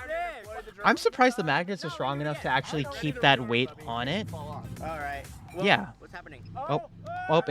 There it goes. It got disengaged. Did you really just save it? Yeah. Because he fell off, so I had no FPV. Wow. I assume you're being a techie. You've seen Michael Reeves' videos. Michael Reeves is the same age as I am, and I was in college when he made that first video about a robot that shoots lasers into his eyes. Also, actually, speaking of, I'm pretty sure he also uses a leap motion to do a surgery video, which I'm pretty sure is what he also did, which is what I also have, so technically I can also make that idea. This is one of the best Ronin episodes ever. But that have you seen the Pisspot 9000? I have an objection. Well, the only objection I have about the Pisspot 9000 is the fact that he did, in fact, get a spot drone, which is, not the best ethically, I guess. But, I mean, he bought it himself, so whatever. But, I don't know. But you reminded me, because there actually is a small, oh, shoot.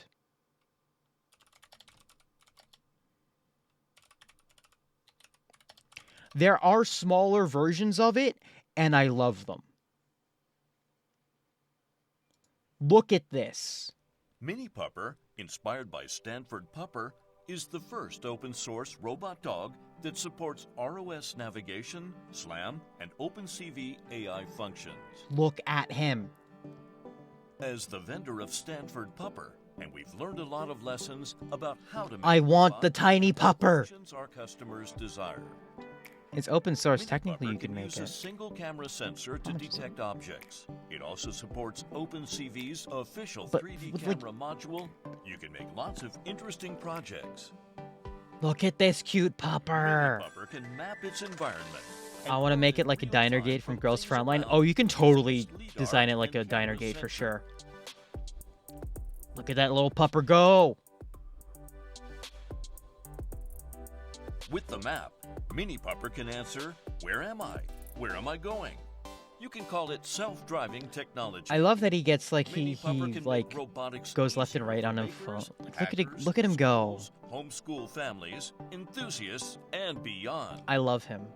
Not Because there's that, and then there's also like people have made other like you know, open source animals. So like I know there's this one person who basically made a huge one that's open source. And then there's like the tiny one.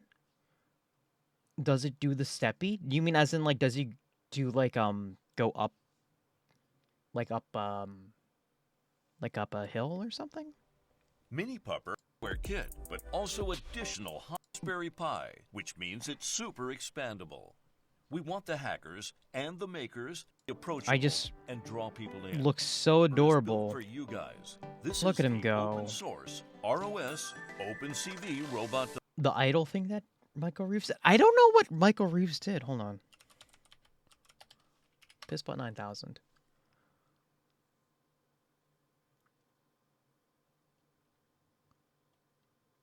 Where's the video where he actually... Where's the video where he actually does this? Weird. Like, if he... Hold on. We'll find it on Michael Reeves' channel. We'll find it. There it is. It's perfect.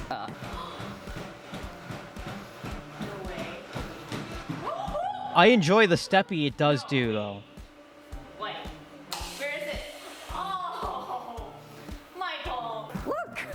Doink, doink, doink, doink, doink, Then you doink, barely even doink. notice him. He's just like in the corner of your house. What's he doing now? He just like waits until someone else needs their beer filled. Come on, you're really embarrassing me in front of the people right now, honestly. The idle steppy. Oh no, you did it again.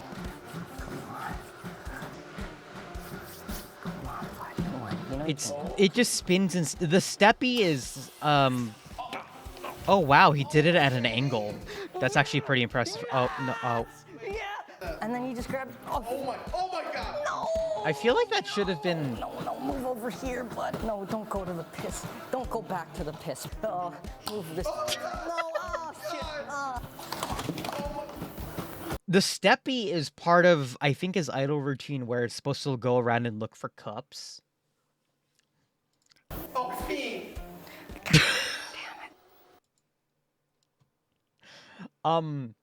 The steppy is just like I feel like after it does this, like after it actually delivers, I'm trying to say this in such a nice way, when it delivers the payload to the cup. Pressure.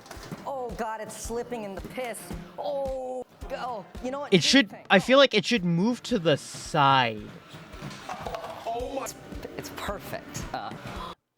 Yeah, when it delivers the payload, I'm trying so hard not to say this in like a immature way. I don't know what I'm... No, drops the kids off at the pool is a different euphemism. Delivers the payload is perfectly fine.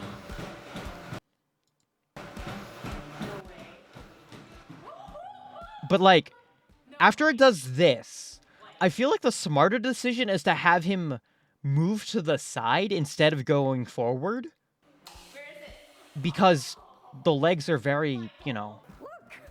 A steamy cup of beer. Then you barely even notice him. He's just like in the corner of your house. What's he doing now? He just like waits until someone else needs their beer filled. But that isn't as funny. I mean, you're right.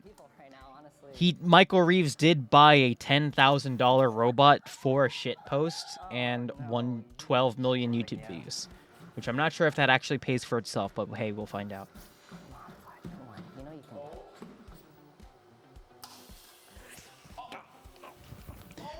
I don't know why. The most impressive one for me is the fact that the piss was angled.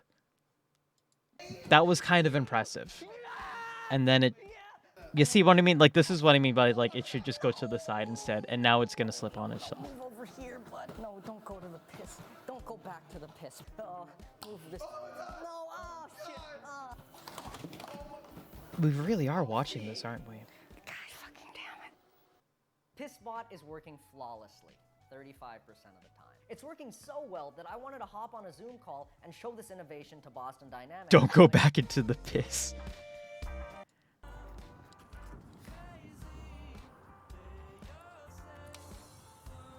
Get pissed on. Alright, let's drive back. Yeah. Yeah. Shit, that energy... I forgot to record this before I left. He has such great engineering and computer science skills. Although, to be fair, the computer science skills involved in this is actually pretty complicated. It's, I'm guessing it looks like he used OpenCV for the detection of the cup. And then, yeah. You suffer like 5 flats on a cross-country drive for like a shit post. Like, I don't know. That kind of sounds like great moves for me. Okay, last video. This is from one of my new favorite creators, the Cathode Ray Dude. And he talks about a very interesting camera. A digital camera. Back in the 90s and early 2000s, when digital cameras were new technology, they often came in some pretty weird shapes. Also, the weirdness factor also kind of like got me. Featuring the computer that goes do beep. Yes. All the old designs and the D420 that goes do beep. Any cues from what came before it, and this often results in a lot of very strange looking and behaving devices. But in the end, it's usually a good thing. Take MP3 players, for instance. While they pretty much directly replaced CDs, they did not ape the design of CD players. And I think we're all pretty grateful for that. I mean, there was that one creative jukebox that's pretty clearly meant to look like a Discman, but they only made one of those. And that's a good thing. Kind of cool, While there are honestly. some people who still appreciate the early, clunky, enormous media players with bizarre interfaces that came before the iPod, most people are pretty happy with where things ended up. Now, usually these big changes in design happen when some element of the technology that everything was built around changes. CD players had to be about this big because CDs are about this big. So everything changed when the CD was no longer part of the equation. Now, it's not always been this way. You could make radical design changes for no reason at all. Kyocera, for instance, made this guy here, the Samurai, in the late 80s, and this is actually a film camera. But it's pretty much the N64 controller of film cameras. Okay. Nobody is going to figure out how to hold this thing the first time they pick it up. You know how the Nokia N-Gage had a side talking where you held the phone like this? Well, this thing is for side taking. Instead of holding it like this, like you'd expect, you hold it like that, like a taco. Put it up to your eye like that, right? And you've got the shutter button there instead of up here. It's absolutely That's such a until weird someone camera. shows you how to use it. It's a And there long was no boy. real reason for this. Nothing had changed recently. Kyocera just got a bug up their ass and decided to make a bizarre camera. But the thing is, it's still... But it isn't as cool that way.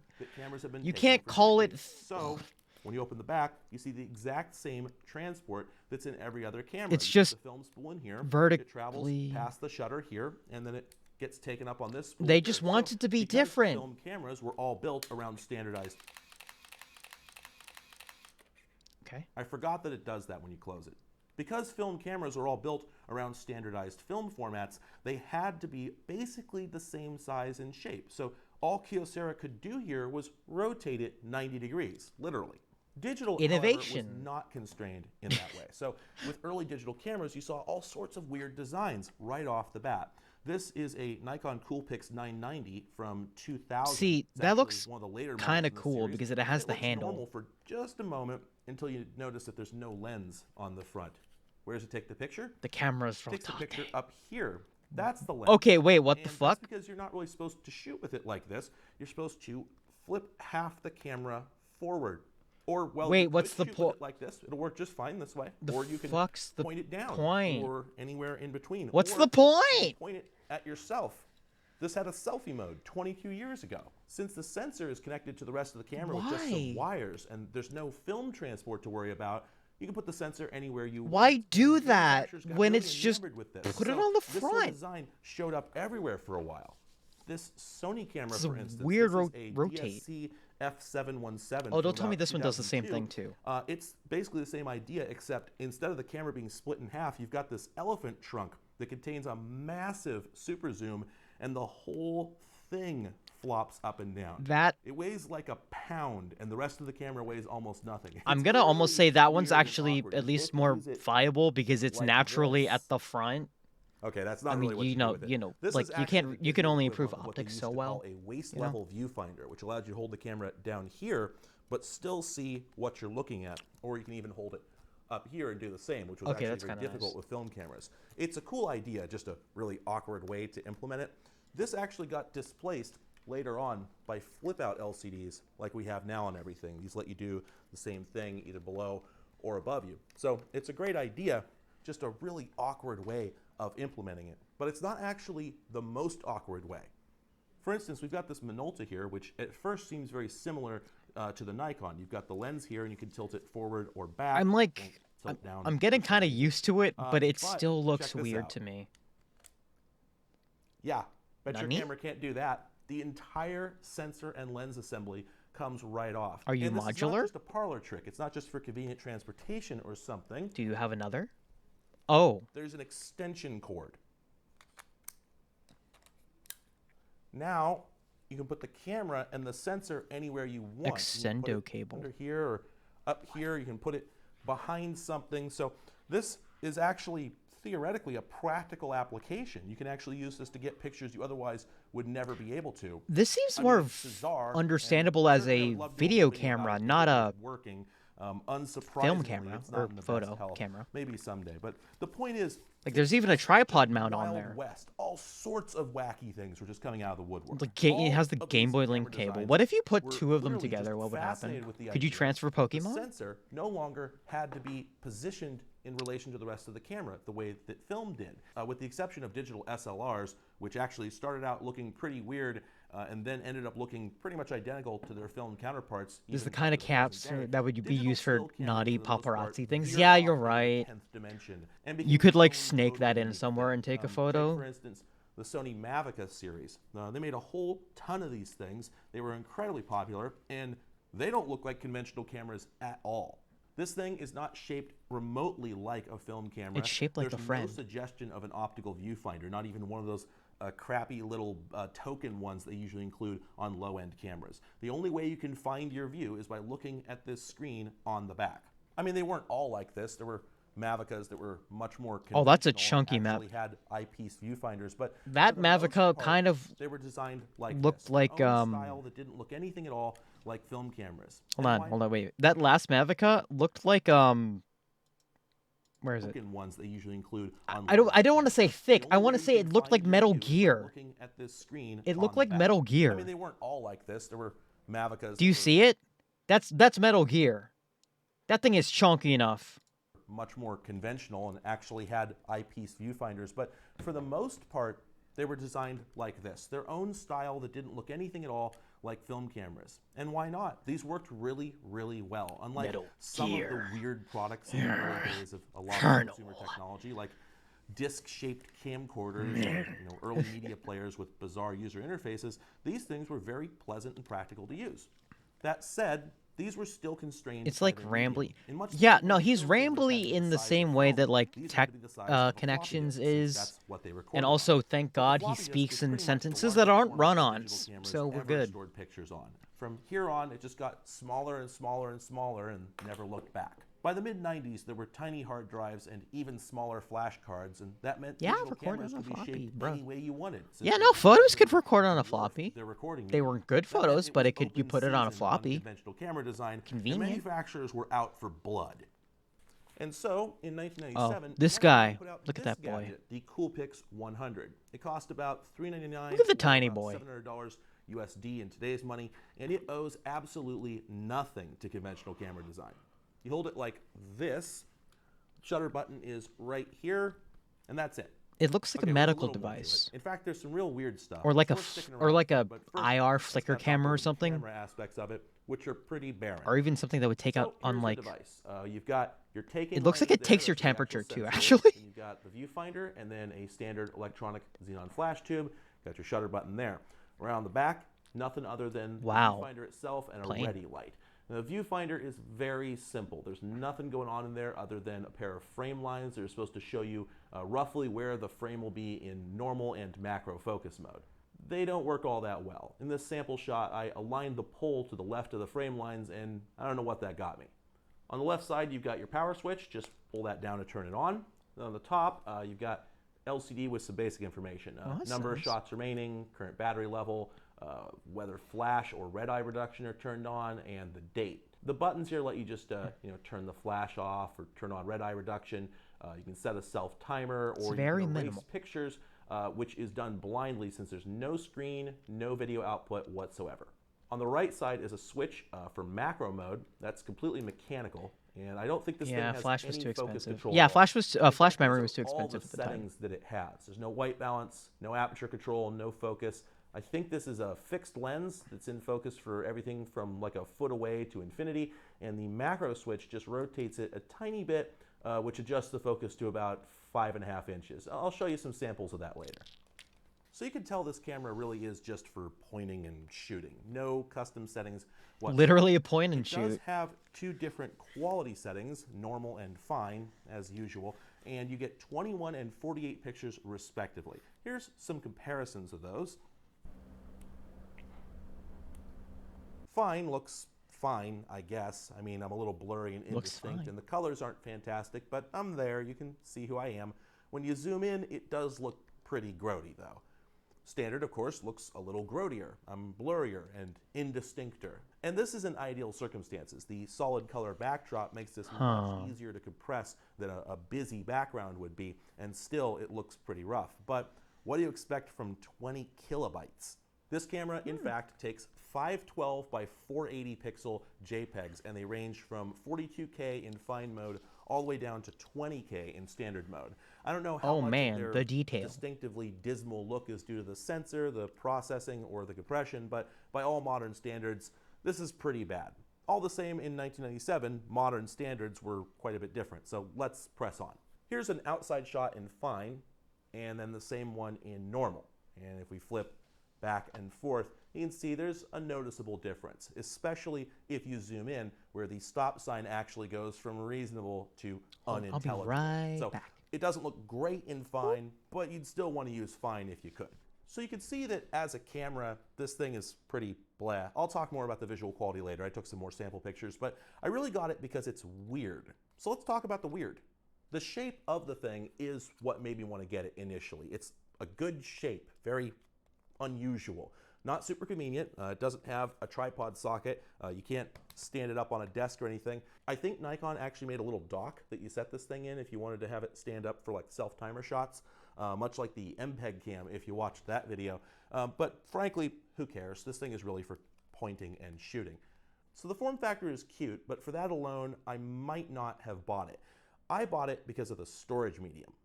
Like I said, digital cameras were using flash memory pretty much as soon as it existed, and formats like compact flash go back to like 93, 94, something like that. So by the time consumer digital cameras existed, formats like this were widely available. The trouble is you had to read it, and computers didn't have built-in card readers at that time, and particularly if you were on a laptop, it could be hard to add one. Imagine if you were a claims adjuster traveling around the country taking pictures of burnt out apartment buildings and crashed planes and whatnot with one of these, and then sending them back to corporate with your laptop from a hotel room over dial-up. Not an uncommon thing. I've known people who did just that. Well, you had to haul around a card reader of some kind, but the problem is a lot of laptops didn't have I'm USB. back.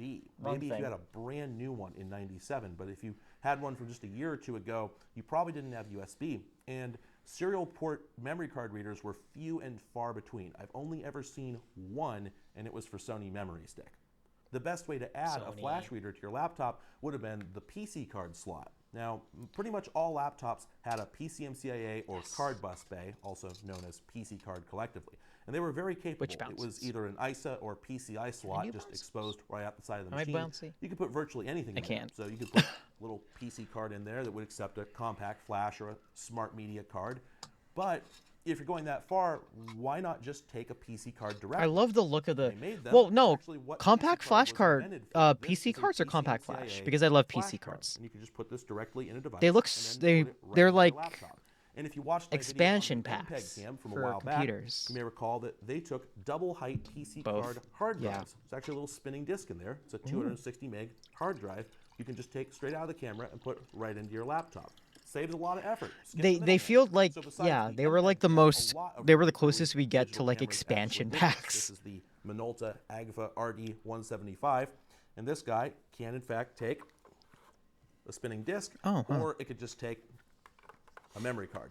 It's a great idea. You go out, you take your pictures either as a businessman or some Nat Geo or sports photographer with an incredibly expensive camera, and you want to rush those photos back to the newspaper as quickly as possible.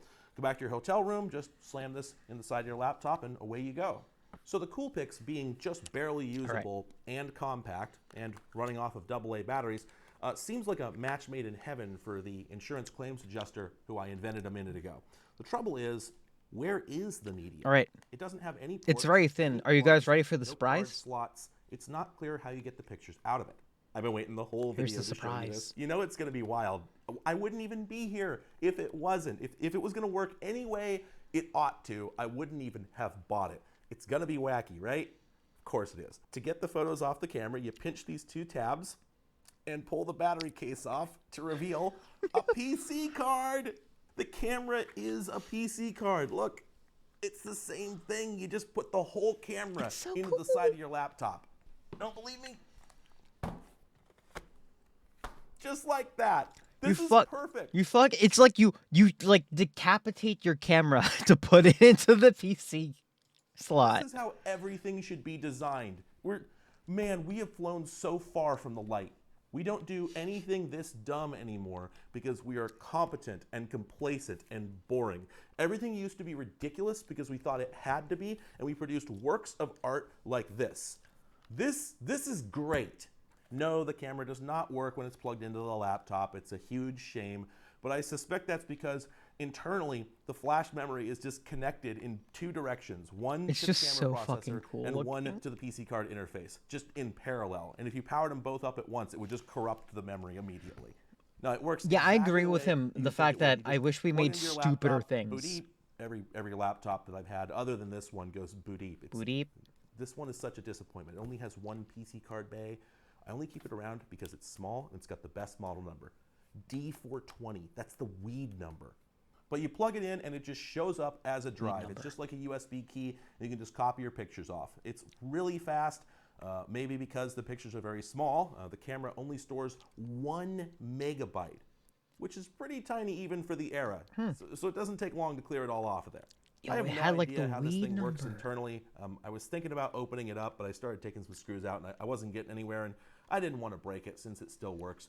And honestly, it would just be disappointing if it wasn't wired up as barbarian It's as so I guessed. cool. So I'm just gonna Well, choose to keep the mystery. like, Once you get there's the past scanners this part, the rest of it is connector, all there's the, really basic. I mean, this thing is it's what is really it? What was it nothing called? more than those cheap Chinese novelty The cameras that used to e-reader? be all over the place in the 2000s, you know, in like bubble packs hanging at the store for like 10, 15 bucks. It's pretty much E-reader just had a little weird orb with a ideas. shutter button, The a frame counter on it, Game Boy little preview camera. screen. You just take Wild. I still have my plug it into e-reader. USB. We all regarded them as I sludge can't and use just threw it. them away. Nobody even bothered using them. This is functionally pretty much the same thing, but it is higher quality. It's a better built piece of gear. It actually feels pretty good in the hand, and I think I saw PCFR stamped inside. So fire-resistant polycarbonate. It's a pretty good material. That's why it feels good, I think. It has good weight, especially with the batteries in it. It's vaguely pocket-sized. It's not actually all that small, even though it probably could be. I think all the actual camera is up here, but since it's got to have this big simulacrum on here chunkum. to get into the computer, it ends up not being all that tiny. But Is it means like a that it's very battery pack comfortable, in at least in my hands. Maybe. I do like the physical ergonomics. It I looks don't like the nice ergonomics as of the shooting process. using. It doesn't seem to Yeah, have it like a seems beeper stupid. or anything. So when you take a picture, you don't really know when it's done taking the picture. This light on the back blinks for a bit, but it's not clear if that means it's saving or if that means it's still taking the picture. I also wish that it had any kind of preview screen, but for 97, I'm not sure that was common at all, so I can't really hold that against it. And honestly, though I dunked on the compression, the quality of the pictures is not all that bad. Let's go through a few more sample photos, and then I'll show you the one interesting flaw that I found in this camera. So I walked around downtown a bit. Here's the Seattle Gridiron building in Pioneer Square, which is rendered reasonably well. The colors are a little desaturated, especially activation. greens, but this wasn't in strong sunlight, which we don't have any of this time of year. You can make out what the place looks like, and the dynamic range. I don't know why, but I'm not sure if you can even see this at this resolution, but the sky, there's like so much, there's like a really nice dithering pattern on it, which is like, I don't know, it's very aesthetic to me. Because this is very clean of a like gradient, so the dithering pattern it uses is really nice. Range actually seems pretty good. Here you can see that dynamic range better. The camera clearly exposed for the sky, but you can still make out the ground. It's not just a black rectangle. Notice, however, the atrocious aliasing going on with the power line, which is phasing in and out of existence and really making the bare grid show up. And the cranes themselves don't look too beautiful. Wildlife photography is definitely not in the cards. You're not going to get much out of the seagull photo other than a nice gradient. Yo, in more city shots, however, you can make out more detail than I almost want to say, despite the low resolution and the busyness of the image, everything stays distinct. These look like really good vaporwave album covers. Although the street signs are unintelligible. The contrast isn't what it could be. This mobile jackhammer is almost lost among the gravel and dirt. However, the close-up and macro photos of it actually work fairly well. If you were trying to document a damaged tread for an incident report, this camera would do the job. These look like great vaporwave album covers, honestly. Failing light, so it seems to work decently well in low light conditions, which can be a real weak point for digital cameras, especially since you don't see a lot of noise. Which is why these things should still live. Oh, there's a selfie. What's Ooh. up, teens? Although I Grungy. don't think this is a great choice for art photography, for the simpler scenes that you might see there, it actually does surprisingly well. This is probably the best picture I took thanks to the low contrast and smooth gradients, and I would have put this on my GeoCities site in 1998 and felt pretty good about it. This photo of the setting sun is also not half bad. The CCD smear isn't ideal, but the fact that I was able to compose a picture this well speaks to the usability of the viewfinder, and the dynamic range rescued what could have been a black square with a little white dot in the middle. The clouds have texture and the sun has color, so it's not a bad picture, it's just very small. And while it has a lot of compression noise, it doesn't have much sensor noise, which is a lot more distracting. Niall, don't like. In 1998, you could set this as your Don't even start talking about the V, doing like a flying V in photos. I used to do them all the time. I used to do them all the time with friends, and I usually did 2 of them. Suggest that with the flash on, this thing does just fine for documenting office soirees and the like. Oh goodness me, There's those look also further bleak. evidence that if you hand someone a camera Cat. and there's a cat nearby, they will point the camera at the cat. Cat. It has always been this way. So for business, I do one in every perhaps take. even Yeah, I do this too. camera is I always do certifiably too. better than absolutely nothing. I mean, I still would have been disappointed with it, even having no alternatives. I know this because a few years later, I had a camera that was almost worse than this, and despite having nothing to compare to, I still hated That looks it to menacing. absolute death. I wish I had had nothing. Districts have the Sorry, same Mom and energy with Dad, those I know weird you did your Tumblr best, but daddy that thing Christmas photos. was the worst. The what? This thing seems better than average, however, so I have to give it some number of gold stars. Let's say 10. But I did find one serious design flaw, which seems impossible given how simple this camera is, but I did find one. See, when I received it fresh from the electronic bag, it didn't work. And you gotta send me these weird Tumblr Lots of pictures. early 90s electronics are dead by now, usually owing to bad capacitors. I really only wanted this as decoration, so that didn't bother me. As an artifact, as something to go on a shelf, any function would have been a bonus. But I got to thinking, this is in really good condition. It's clean, it's not been mistreated, and Nikon took their business seriously. If anyone was going to use good components that would still be working, I figured they would have. So I figured if it's dead, I can't make it any more dead, might as well take a run at it. So I went ahead and opened it up. I figured I'd start with the power supply side since the battery. Oh, here we go. He opened it up. Let's go. Investigative. Opening up the camera itself, I'd probably never get it back together. Wait, just 4 AA's? That's actually not bad. It has these 2 screws right here. 4 AA batteries, not too bad. Pop a couple of tabs. Oh, okay. There's all there is to it. And there really isn't much to it. There's just this tiny PCB that's got very little going on. The hidden side on the back there has the contact for the shutter button. But on this side, you've got the wires coming in from the battery pack that land on these two copper pores. And then you've got the pins at the top that go into this pin strip up here. What do the pins? What's the pin strip mating one on the camera itself. I'm guessing that's just PCI. The power just comes out of the batteries into these pins, goes to the camera, and that's it. So I started tracing it out, and right away the problem seemed extremely obvious. Here, the ground wire lands on this copper pore here, and it goes straight across and connects to these pins. Checked continuity, and sure enough, that was connected. And then on this side, the positive lead what that pin strip do? I know, that's what I'm kind of curious. It would connect to the pins over here, but there's a break between these two pads. There's no connection between them. There's just a couple of component pads here with a fuse symbol between them, but there's no fuse. What? So that seems straightforward. No fuse, no connection, no worky. Except that doesn't make any sense because when I first got this thing, there was no solder on these pads. They were clearly untouched. There had never been a fuse here, and if this thing had come from the factory with no fuse, it never would have worked, and it would have been returned for sure. For $400, there's no way they just kept a completely DOA device. Weird. So with no other ideas, I went ahead and unscrewed the board. Did you add a fuse? Did the fuse fall out? Well. Oh, the fuse is on the other side. That right there is a little tiny surface mount fuse, and I checked it with a meter, and sure enough, it's blown. Now this sort of makes sense, but it also sort of doesn't, because this board is two-sided, but I don't understand why. At first I thought, well, maybe it's so they could flip it over if one side gets damaged during manufacturing, but since these little traces aren't here, then they couldn't do that. So I really don't know why they wasted the extra copper on this side. Anyway, that explains the situation. There really is a fuse. It really is blown.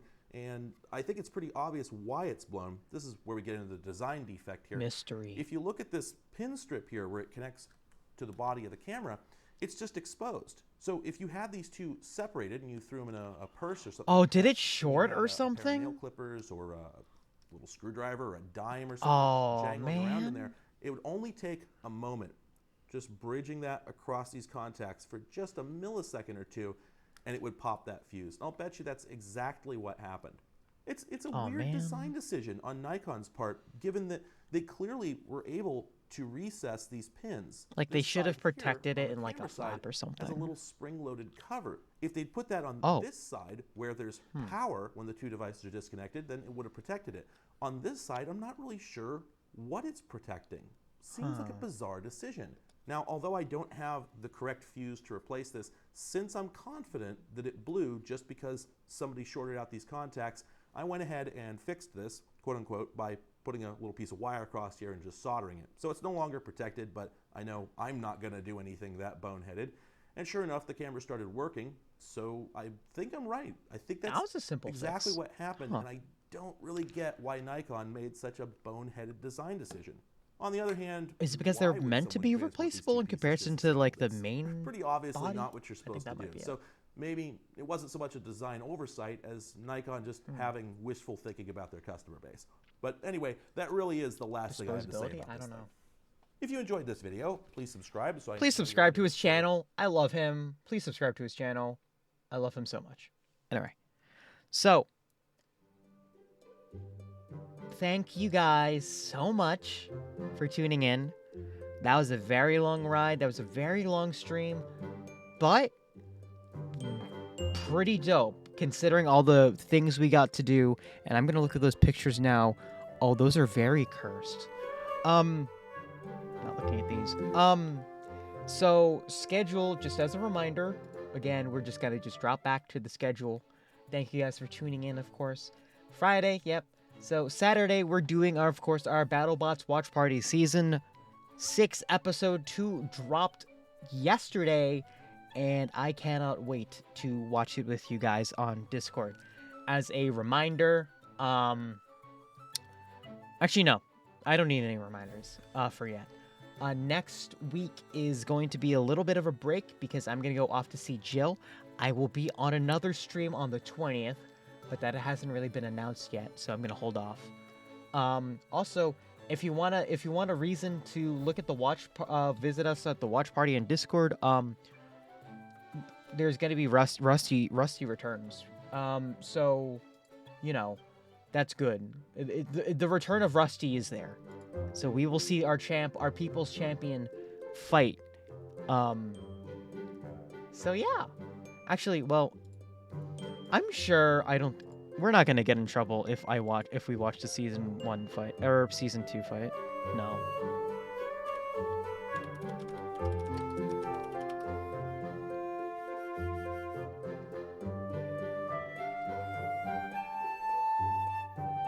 Like, I don't want to spoil it. I really don't want to spoil it, so I should probably not actually. But if you want to watch big metal things hit each other, it's a great fight. Anyway, let's see. Let's see if there's anyone we can send you guys over to. I just realized the just talking music's way too loud. Let's see who we can send you guys to.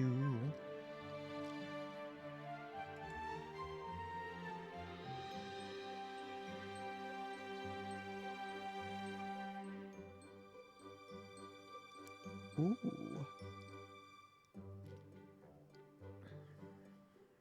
Ah, of course.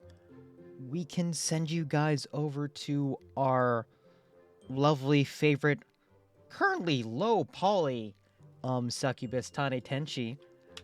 She's playing the Long Dark, so if you have any, issues, let me know. Or, feel free to just dip after the raid. So, alright, we're gonna get this off ready. Be nice, of course. Make sure you guys save before you go out. Have a nice day. Have a good weekend. And I will see you guys later. Bye-bye.